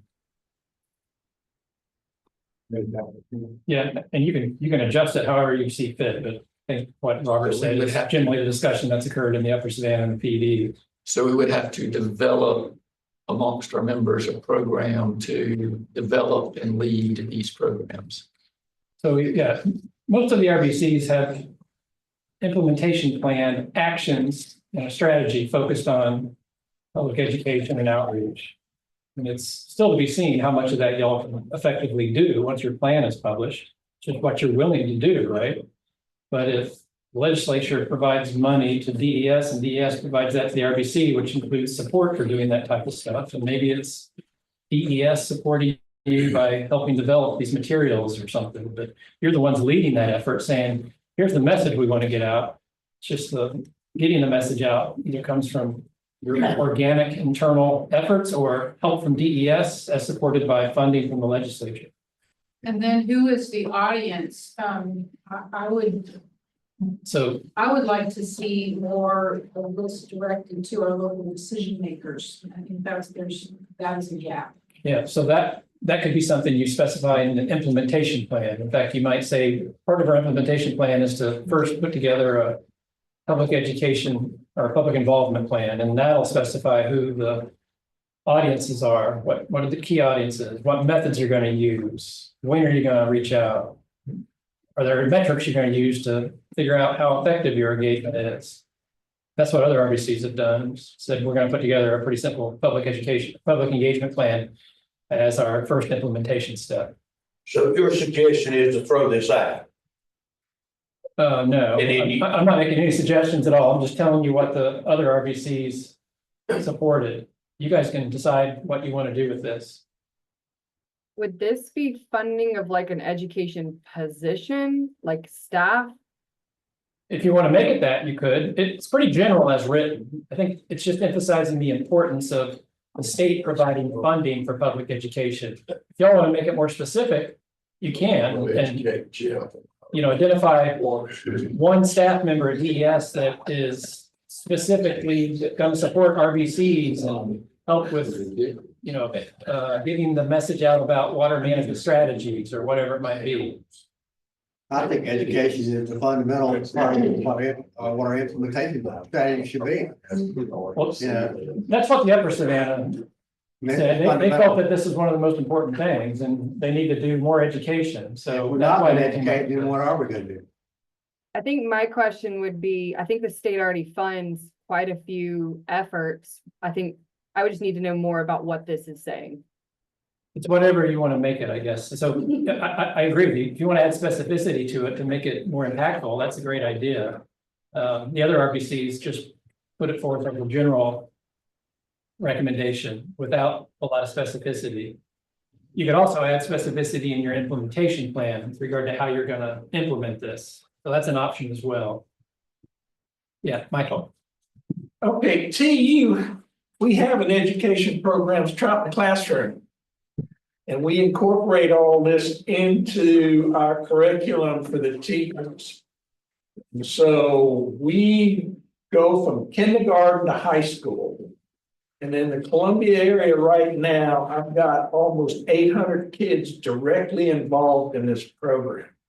We also go to DSS and the Adopt a Stream program and have them get our teachers who are in the program qualified as being able to sample and all that, as well as we throw teacher workshops out every year.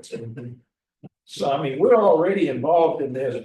The upstate has got, Greenville's got 4 schools right now, and Chattooga River's got 6.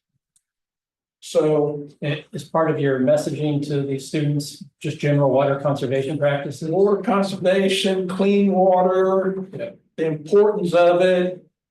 We go through the whole thing. Yeah, so that's another good example of a kind of a different audience that you're reaching than Clemson Extension. You probably don't focus as much on students. Right. Whereas you do. Right. So they kind of complement each other. Yeah. And that's what the Upper Savannah felt was like, we need to leverage these existing things and provide them with information that we think. Exactly. Yeah. So that was consistent with their discussion, yeah. Not. I had on my homework, I think, for the last RBC to send you one that compiled all of, because we had multiple recommendations that were themed around education. And I found the email. And I thought, I don't know if we haven't talked about it yet. But we already had one, I thought.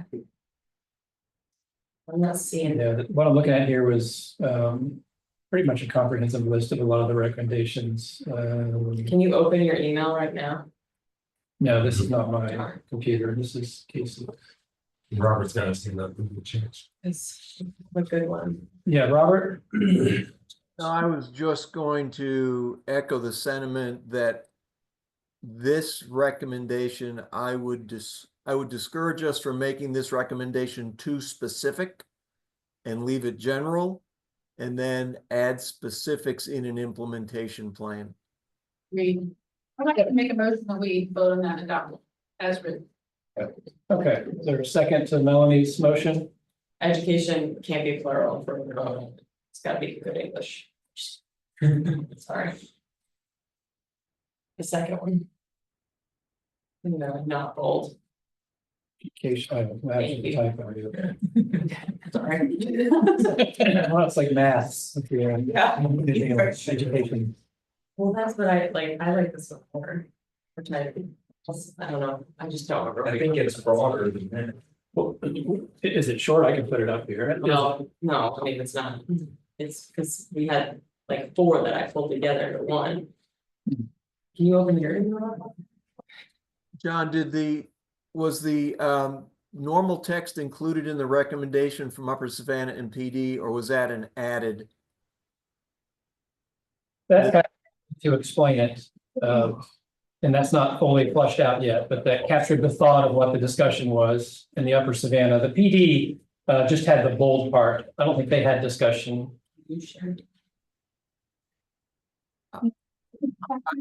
Just using the bold, if we're going to do the regular text, then I would suggest we use Clemson Cooperative Extension and use the right name.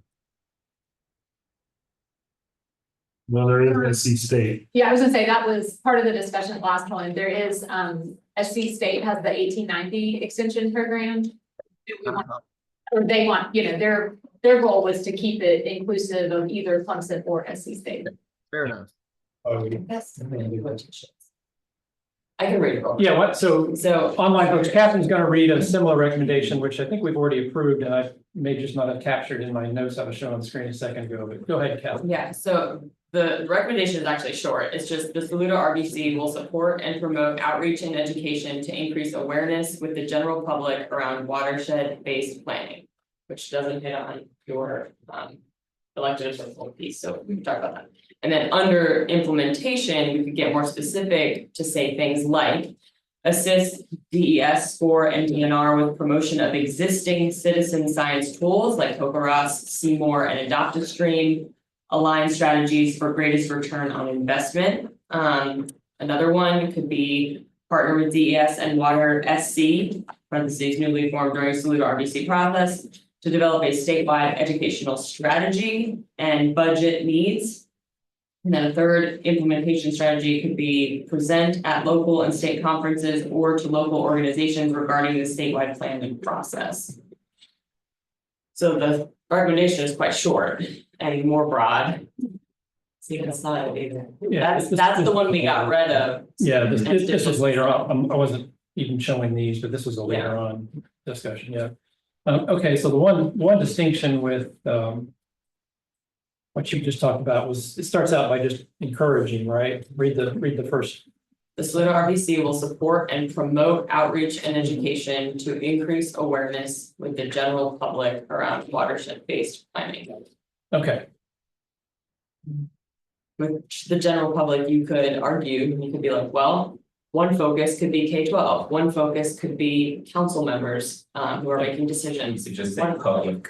Yeah, well, I mean, everybody is the public, that's the whole. I feel like this what we have and what Catherine, I like all that for implementation.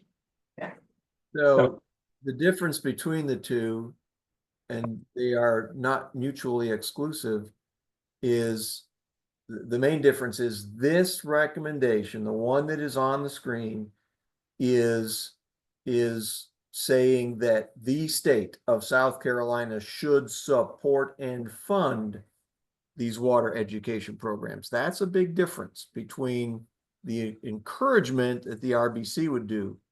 Because with this recommendation that's on the screen, we are recommending that the state legislature include in their funding allocations water education. Correct, that's a great point, Robert. I don't think we're an organized group that could take state funding, Yeah, we don't mind. the RBC, And doesn't the state already fund some of these? through, That's my sentiments. yeah, The state's already doing some of this stuff already. Yeah. I mean, you get funding from the legislature, right? Sure, Yeah. it's just, I mean, what we get for the like statewide water education is extremely lean. So we're just pretty limited with staff resources and, what we are able to do. So this doesn't explicitly say it, but, if you were to read it, you might think that, okay, well, they're thinking we should offer more funding. The legislature should offer more funding. And if you want to be explicit about it, maybe that's what you say. I think it's important and there's not enough of it going on. I was thinking it might be something like the support extension services led education, water education, blah, blah, blah. Yeah. And then keep the RBC can provide guidance on topics that are important. To kind of say two. Because to me, if we're recommending funding, we gotta be clear about to who.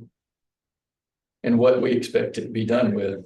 So I apologize for butting in, Kevin. I hear what you're saying, but again, this is a recommendation. And I would suggest under implementation, if we want to get into details like that, we include under implementation legislative oh my gosh, what is it called when I don't want to call it lobbying, but introducing or presenting to legislators recommendations on funding. That's an implementation strategy. And yes, I agree. An RBC at this point in time, this RBC is not set up to lead a water education program. But what if a year from now, the RBC says, well, if we had funds, we could do X, including hiring a resource to do X with respect to education. And that hiring comes through a grant, not a full-time position, but a grant from the state. The state will provide us $20,000 or $50,000 or whatever it is. So I don't think we should close our minds to what sort of funding we're talking about. I think there are many avenues that the state could use to fund education. The Total Water Management Group does education and outreach. They have self-funding. It's funded by their own members, like they do. Yeah, we talked about that earlier. They're not an RBC, but they're a watershed-based organization. Right. They're the one putting together their plan for the Catawba Basin in South Carolina. Right. So that's just an example of one that has. It just keeps coming back to me, we talked about implementation here. I like where Rob's going with this about we can get more specific in the implementation side of it. But obviously you need more funding. Well, and I'm not advocating for more funding for extension, like that wasn't, I didn't come here with that goal at all. It just, I was offering kind of an example of some of the stuff that we do and. But still, yeah. We're gonna, if we as a council, RBC, how are we gonna implement the next phase of our work is implementation? Recommendation, going out and meeting the public and putting this basic accounting plans out there. Well, how are we gonna do that without educating? Yeah. How are we gonna do that without educating? And so I think the funding mechanism here, just to support and fund, RBC led, that's what it says, RBC led. Statewide water education program, along with, the other people in the state that's already doing it. I think it just makes common sense. We're not saying how much, we're not saying where and how and where, what goes where. We're just saying that this is a good idea, we should be supporting. Yes. That was the idea that the other RBCs had, was they just thought it was a good idea. They didn't get into the specifics with the recommendation. We can get into specifics as we go through it, but I think of the overall recommendations. I think as it reads on the screen, I can support that and work on the details as we move forward. Okay. Well, we have a motion. I second. So there's a motion, there's a second. Who's second? The whole thing or just the bold?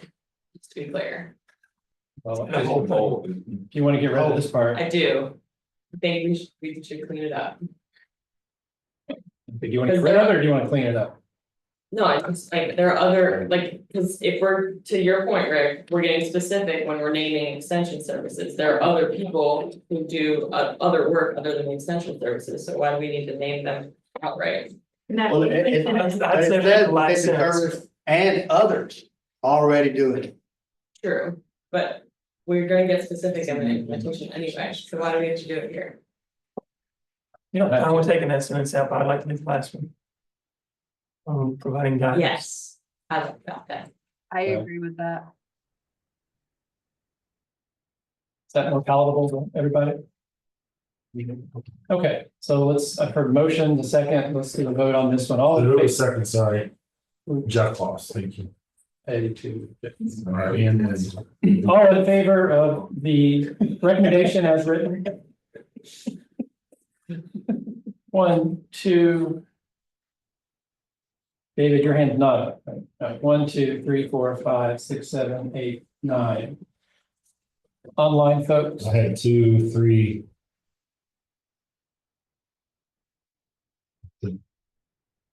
12. 12 are in favor of this, as written. All opposed?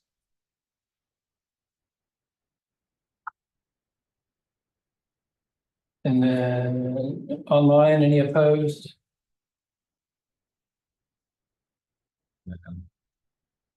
And then I'm assuming the rest are abstaining. Or sleeping. It's synonymous. How many do we have online? How many? Well, Phil's leaving, but he just voted for it. We have currently 1, 2, 3, 4, 5, 6. 12 here, 6 on 18. So 6 abstain. Okay. Okay, the recommendation that you just read, which in case we have not voted on that before, which I guess we probably haven't, since it was an amalgamation or combination of some other things that we I discussed. don't think we got to the last meeting. Yeah, I don't think we did either. That's why I had that slide later on.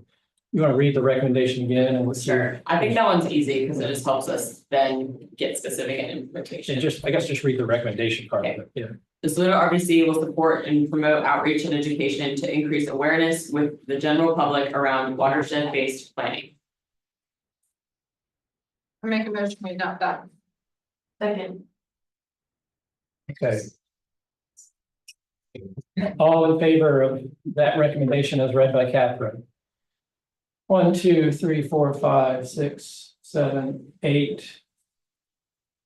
Eddie, you're not in favor, or 9.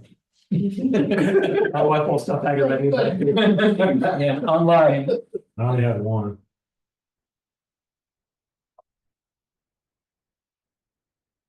Online folks, this is your chance to vote on the recommendation Catherine read. I'll put it in. Still 1. Put it in.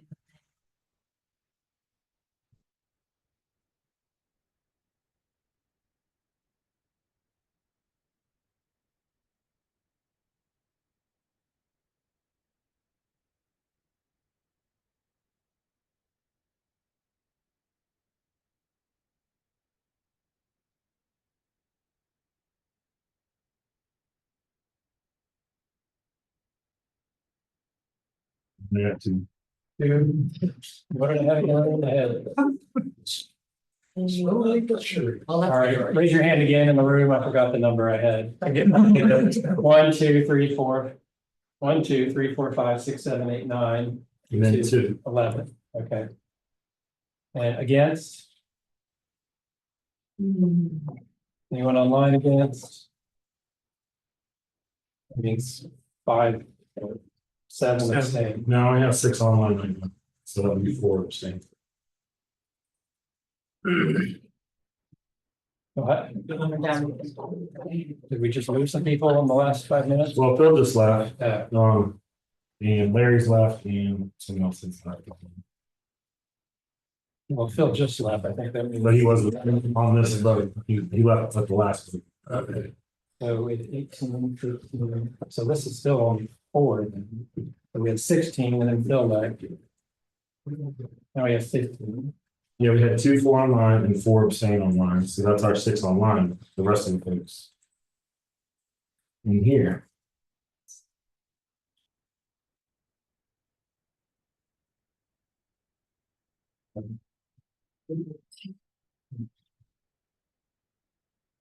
All right.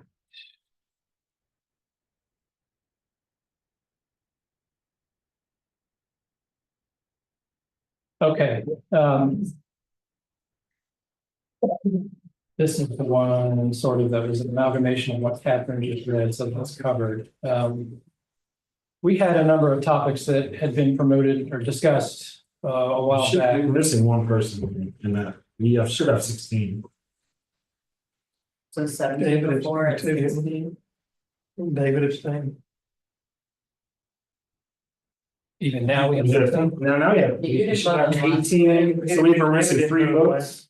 Thomas, at least 5 for abstaining because David didn't vote. 5 person. Well, that's still 2 people we're not capturing. Yeah, I abstained. That's fine. We're only at 16 out of 18. Okay, Just Charlie. abstains. I've got the 4s and 0 again, so the rest is just abstain, so. Well, Charlie just did 4, so that's 12 for 4. Next time we're doing. Now we're doing 4 abstain. And we're still missing 2. They abstain. I heard that. Yeah, these hybrid meetings are certainly a challenge for voting. Okay. We had discussion around flow statistics and 7Q10 and we've never settled anything. There was discussion about using median rather than mean for determining safe field midstream flows. That was a long discussion in the Edisto. We talked about that briefly. Melanie had incorporated that as part of one of her, not that, but she has talked about removing safe field altogether, revising midstream flows. I don't see the RBC coming around consensus on those two, but I don't want to shortchange the discussion if you want to talk about it. Yeah, I do, and this is I think it's a very important discussion. It's why I'm sitting here, honestly. It's why I've been sitting here for 2 years. And I hate that we have just 5 minutes to talk about it. I think this is something that merits a lot more time. And I do want to modify, I do have the modified for number 2, not wipe it out entirely, but change what is in the law. I mean, in the regulation to match what is in law for safe field. Right now, what is in the regulation is the 80% mean annual daily flow calculation, which is not consistent with that flow that is necessary above the minimum in-stream flows to support designated uses. I have your revised language. If you want. That's what I prefer to be up there for bullet number 2. Yeah, so your revised language was circulated before the last meeting. It was. Okay. And got it here too. Is this the revised? No, one more. It's 3. This one. Yeah, oh yeah, I reordered them. Yeah.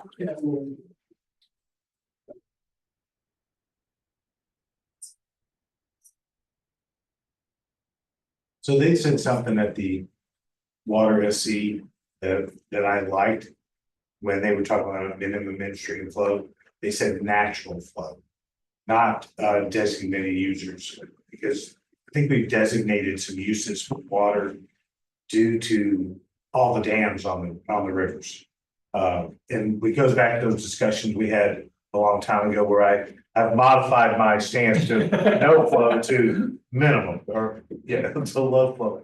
But I'm adamantly against doing minimum midstream flows unless you're going back to I think Heather said 1500s or pre-European, but Did I say that? so I think that when you're looking at it if you're designated for recreation, and that came up also in water FC, is that's an artificial in-stream flow. And those are things that I would be adamantly against, is because then you're gonna ask impoundments to release water when they really shouldn't have to, or in the past during the summer, there was no water. There was a minimum flow in the stream, in fact, real low flows in the stream. So I would like to have a definition of minimum in-stream flow and what that is and where it comes from, not from the last scientific data from 2022, 1900, 1960. Well, I guess then that speaks to your second recommendation after reordering, which was revising it based on best available science. So you're not specific there, but I guess like the ecological flow health relationship work that Brandon and Luke presented, would you consider that best available science or? That's adding to the mix for sure.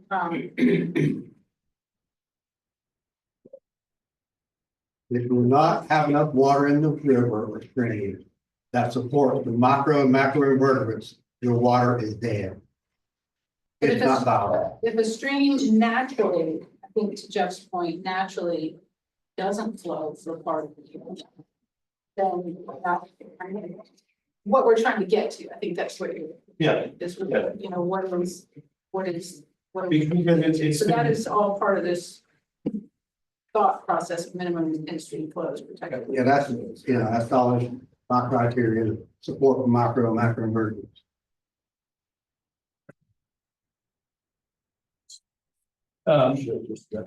Melanie, I don't by any means want to shortchange your recommendation here. This has been discussed in the other RBCs, but we've never been able to settle on any consensus here.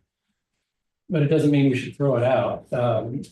What I could do is circulate the document again here, which has your rationale and explanation. We could just do a quick vote on it as written without wordsmithing anything. You put a lot of thought into it at the start of the next meeting and document those results. I don't think we need to rush this at all. I think people need to understand it. When the recommendations came forward from DNR to board or from. When recommendations came forward for flows, it had a different set percentages for the coastal plain for the Piedmont, but it's adopted as a smaller set of percentages statewide. So recognition of those regional differences.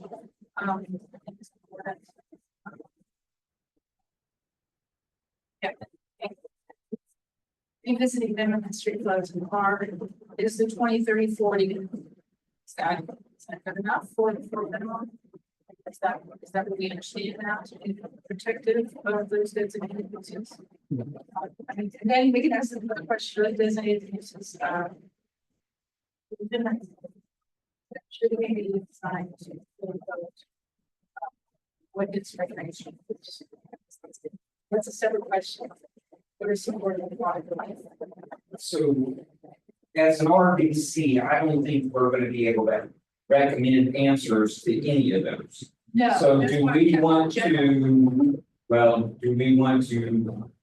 make it even more general that the state needs to,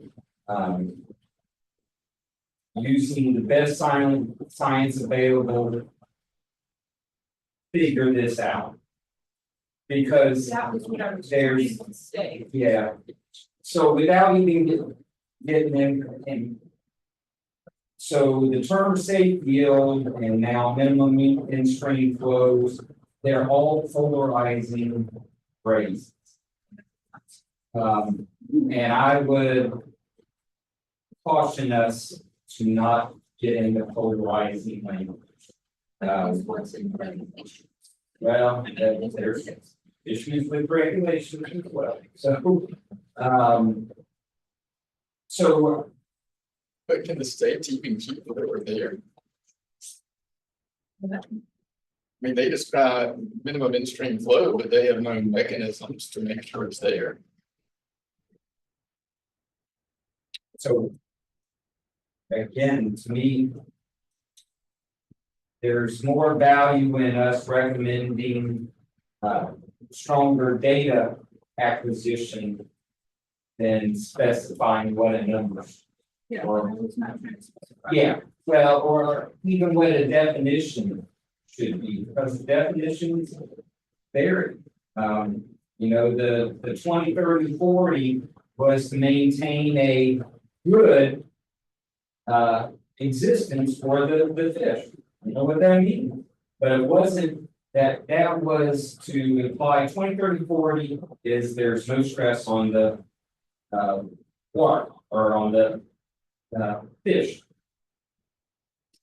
When the rest of the world's stressing, the fish normally have stresses in their life. If it's an unimpaired water, so that gets back into having to artificially put water in the lake or in the rivers from a reservoir for that. I don't know if that's the best science. That can get dangerous as the Chattahoochee. Yeah. Salt flooding Atlanta. Yeah. That's why I think the science is the important part here, not coming up with what this term should be. I agree, it does though. I agree with that. There's a publication that I want to share, it's a 2009 minimum flow rules for South Carolina rivers. Letter of the board to Chairman over Committee on Ag and Natural Resources. So they go through, they don't necessarily recommend but they lay out the different scenarios. One is the 20, 30, 40. And then the end of that, 2034 would become 2040, 60, which is what was put forward in the law to be developed. Passed. Passed is 2034 for the entire state. And at the end of this little summary here, it says, percentiles using the tool calculations mean annual flows. Use of annual base data in season variation. So there's just a lot of, I'm getting into the weeds and that's not necessarily my job. It's what I was trying to say accurately. I think it's worth when they put these things together to go based on what they put in. It's worth revisiting today to see is that what it should stay.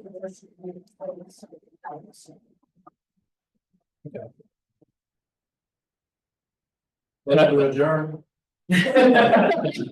So big picture, this is meeting 20, right? We've got 4 more meetings under my scope and Tom's scope.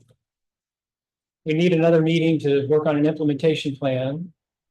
We need a meeting to review and discuss the draft plan and vote on it. So we could spend one more meeting maybe talking about recommendations.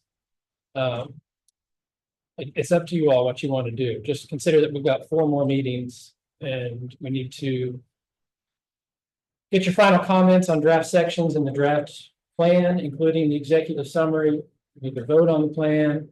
We need to do an implementation plan. We've already got the start of the implementation plan. I was hoping to kind of scroll through it and let you all react to it. How many recommendations are pending some that we think we have, right? Yeah, so there's the land management recommendation. Yeah. That one, we could spend another hour or so talking about, or not. There's Melanie's recommendations, which we're talking about now, which she presented as a package, but there might be some consensus we can come to on those. We've already reached some consensus on parts of what her recommendation were. The first one about reasonable use, that was tucked into there, about grandfathering, that was tucked into there, registrations and permits, that was implicit in her first recommendation. So we've covered some of that to the extent that we can. Yeah. I really haven't talked about safe field. That's a hard word to say. Yeah, we haven't talked about safe field. I think we should have the discussion. Yeah, so in the Edisto, we had several meetings of discussion around safe field, and that was just focused on whether it should be median versus mean. It wasn't even focused on whether you should throw it out altogether or anything else. And we never came to consensus, but we documented what the impression was and what the vote was on the recommendation. So it's up to you all what your appetite is for tackling these last couple topics. The big land management, riparian buffers, tree ordinances, that stuff, safe field, minimum stream flows. That's really about it. There was a few others that were. What if we just had one more meeting on recommendations? Flow statistics, data gaps, which we've already covered a lot of that, but there was a few more that had questions, collaboration, watershed atlas, that was about it. So you're saying, what, we just do one more meeting, January, on recommendations? And say that's gonna be it. That's it? Will that leave adequate time to discuss the implementation plan? Because I think a lot of our recommendations have been pending our ability to address some of the inconsistencies or specificity of our recommendations in that implementation. So I would to have enough time to flush that out, since we have pushed a lot of this conversation to addressing that in an implementation plan. And so we have we have 4 meetings left, right? We can do one on recommendations and then others on the implementation. We need one to vote on the final plan. In other RPCs, that's been a short meeting. Sometimes it's been virtual, actually. You've seen the plan, you've had it for several weeks. You've already seen the draft chapters, then you see it all together with the executive summary. So that could be a short meeting. If you continue to have comments on the draft plan or the executive summary, that'll take time to discuss. What's your goal for that meeting? Like right now, is it April or are we saying? There are several chapters we haven't even seen the first round of. Arguably, so Yeah, this is what my original goal was, assuming we were going to get through recommendations today and you start talking about implementation plans. We finished the implementation plan. Use February to review, actually do a public meeting in March or early April. Address draft plan. We need a meeting to address draft plan comments. Now, and the other RBCs or the other plans, we've gotten very few comments. So if we don't get very many comments, then we don't need much time. So we still need a space in there to do that. Okay. Thank you, Jeff. I gotta go take those. Would it be viable to do another scenario where we like do the online voting and live with a couple of things before this? I know the ones that we have left are, we think might require more discussion, but at least we could get a sense of where the consensus lies if we did a preliminary vote. That way we can establish if there are enough people to even consider it before continuing conversation. Some of it sounds like we need to do a little more review on our own time in order to be able to vote. Well, it sounds like a few people in here, maybe me as well. Yeah, I mean, if you want to take the time to read the information Melanie's pulled together that supports her recommendations before you consider something, that recommend that. And there was at least one more that you wanted us to wait till the end. Yeah. You had a bunch of information in it that maybe we just need to go back and read. And then, like I say, make a determination whether we want to keep it or throw it for one. And then I think this one's going to take discussion because I think there's items on here you could agree to and you could want to include where you know, specific things that you recommend. Again, we have the general recommendation that we've already approved that touches on these, but it was just we encourage this stuff. This one's more, you know, we recommend the state adopt a riparian buffer law, and Melanie's got an example of what she proposed. In fact, what she as representing Save Our Saluda submitted to Water SC, correct? Right, not representing the Saluda RBC, but yes. Do we feel good enough to get rid of, I think, slides 16, 17, and 18 and just hold on to 19 for discussion? Or is anybody against that? Catherine was suggesting maybe we just get rid of 16, 17, and 18. And 18 was combining 16 and 17 and just focus the discussion at the next meeting. One of the discussions on this slide, and I think that's probably a good idea. Because it covers everything that's in those combined recommendation. And Melanie's put forth some specific things that you're either for or you don't want to support.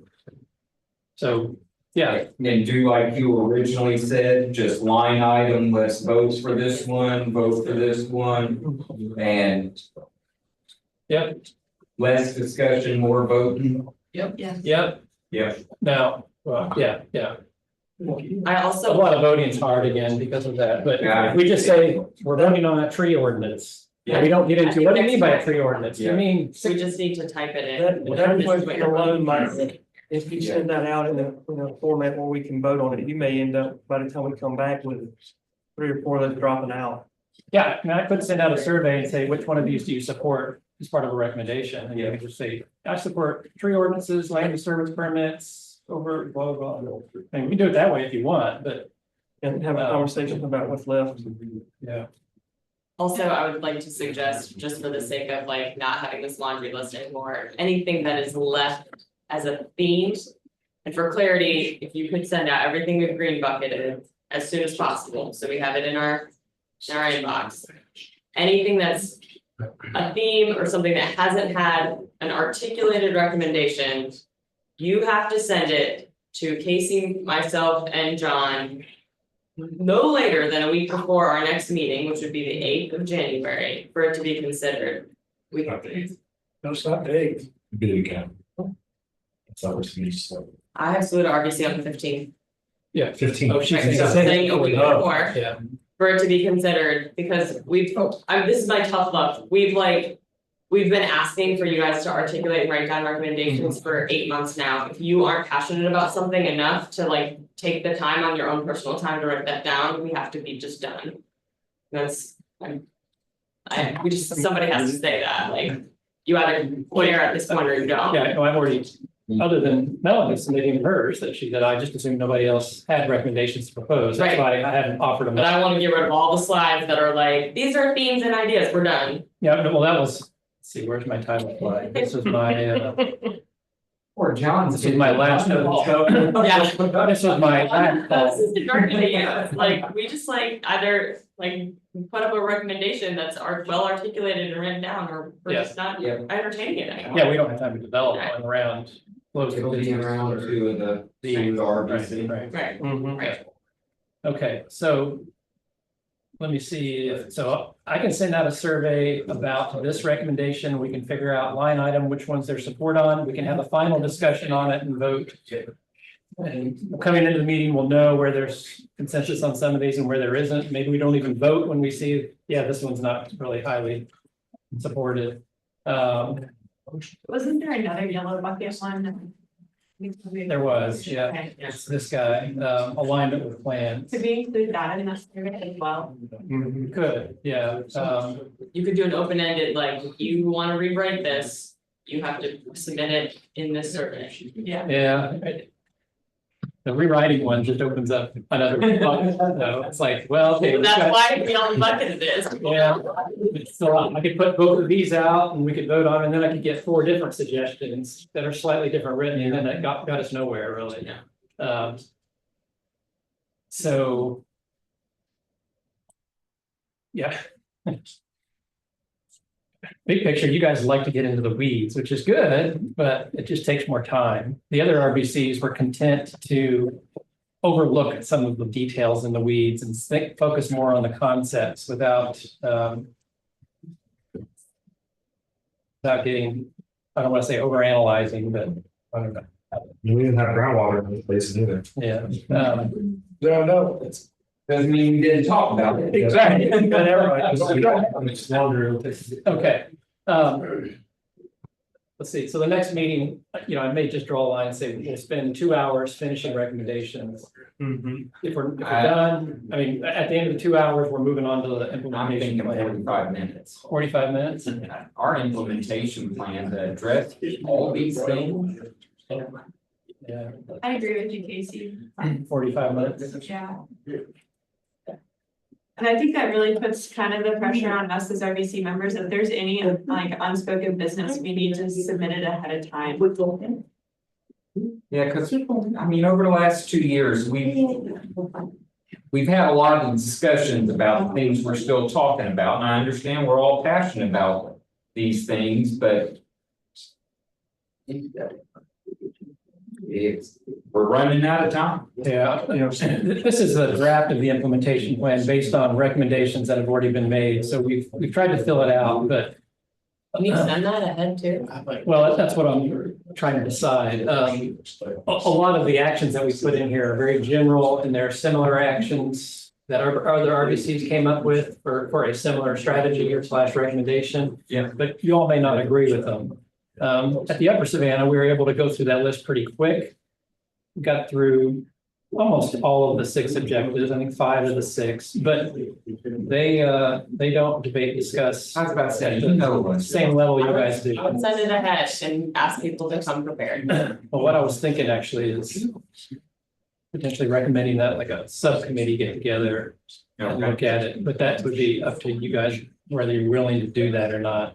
Sending it ahead to everybody, liable to get a lot of different direction. It's going to be very hard to consolidate. Well, I don't think you accept comments. I think people just get a chance to read it ahead of time. That's it. Yeah. All right, I would do yeah, that. that's Since the holiday yeah. season, it's gonna be too hard to do a subcommittee. I think. That's a good point, yeah. Okay. Yeah, not for comment. Not for comment. Here's what we're going to be discussing. Please be prepared. Yeah, okay, I will send it ahead, and I guess it's contingent on everybody to take a look at it. Maybe what you should do is where you see an action that you don't like, highlight it, be ready to say, how about we do this instead? Otherwise, we're just gonna say, here are the proposed actions, this good, yeah. We're not voting on this stuff, we're just wordsmithing or removing, so it's gonna go quicker in that regard, you know, we're not yay, nay, none of that stuff. Okay. We'll do that. So I'm gonna send out a survey to try to consolidate and focus the final discussion on recommendations. I'm gonna send out the implementation plan. I'm gonna send out Melanie's latest revised one that I think we circulated earlier, but I'll make sure. Do you wanna, the red lines you had I marked up in there? sent you the one without the red lines. Okay, yeah, when I tried to accept, I thought they were track changes, but they Give me a weren't. clean copy of that. Did you see We got that? it, I forwarded it, I Okay. CC you to double check, I sent the right one. Okay. Okay, I'll send out the clean copy then, yeah. Okay. Yeah, it's a good one, I think it's the right one. It's from November. Y'all, I'm gone. Have a good holiday. You too, thank We you. on overtime now. Yeah. Not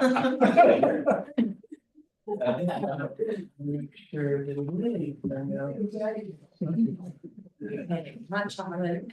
Jeez. Number 2 on it. Okay, that's it, Casey. I already talked about my schedule, so you touched on that. I would accept a motion that we adjourn. Motion. Motion second. All those in favor, please raise your hand and leave. Thank you all, everybody. Merry Christmas to everyone. Be safe, enjoy your families. If you don't like your family, enjoy somebody else's. So you can look at it and be like, when I. Thank you. Safe, you'll look at it.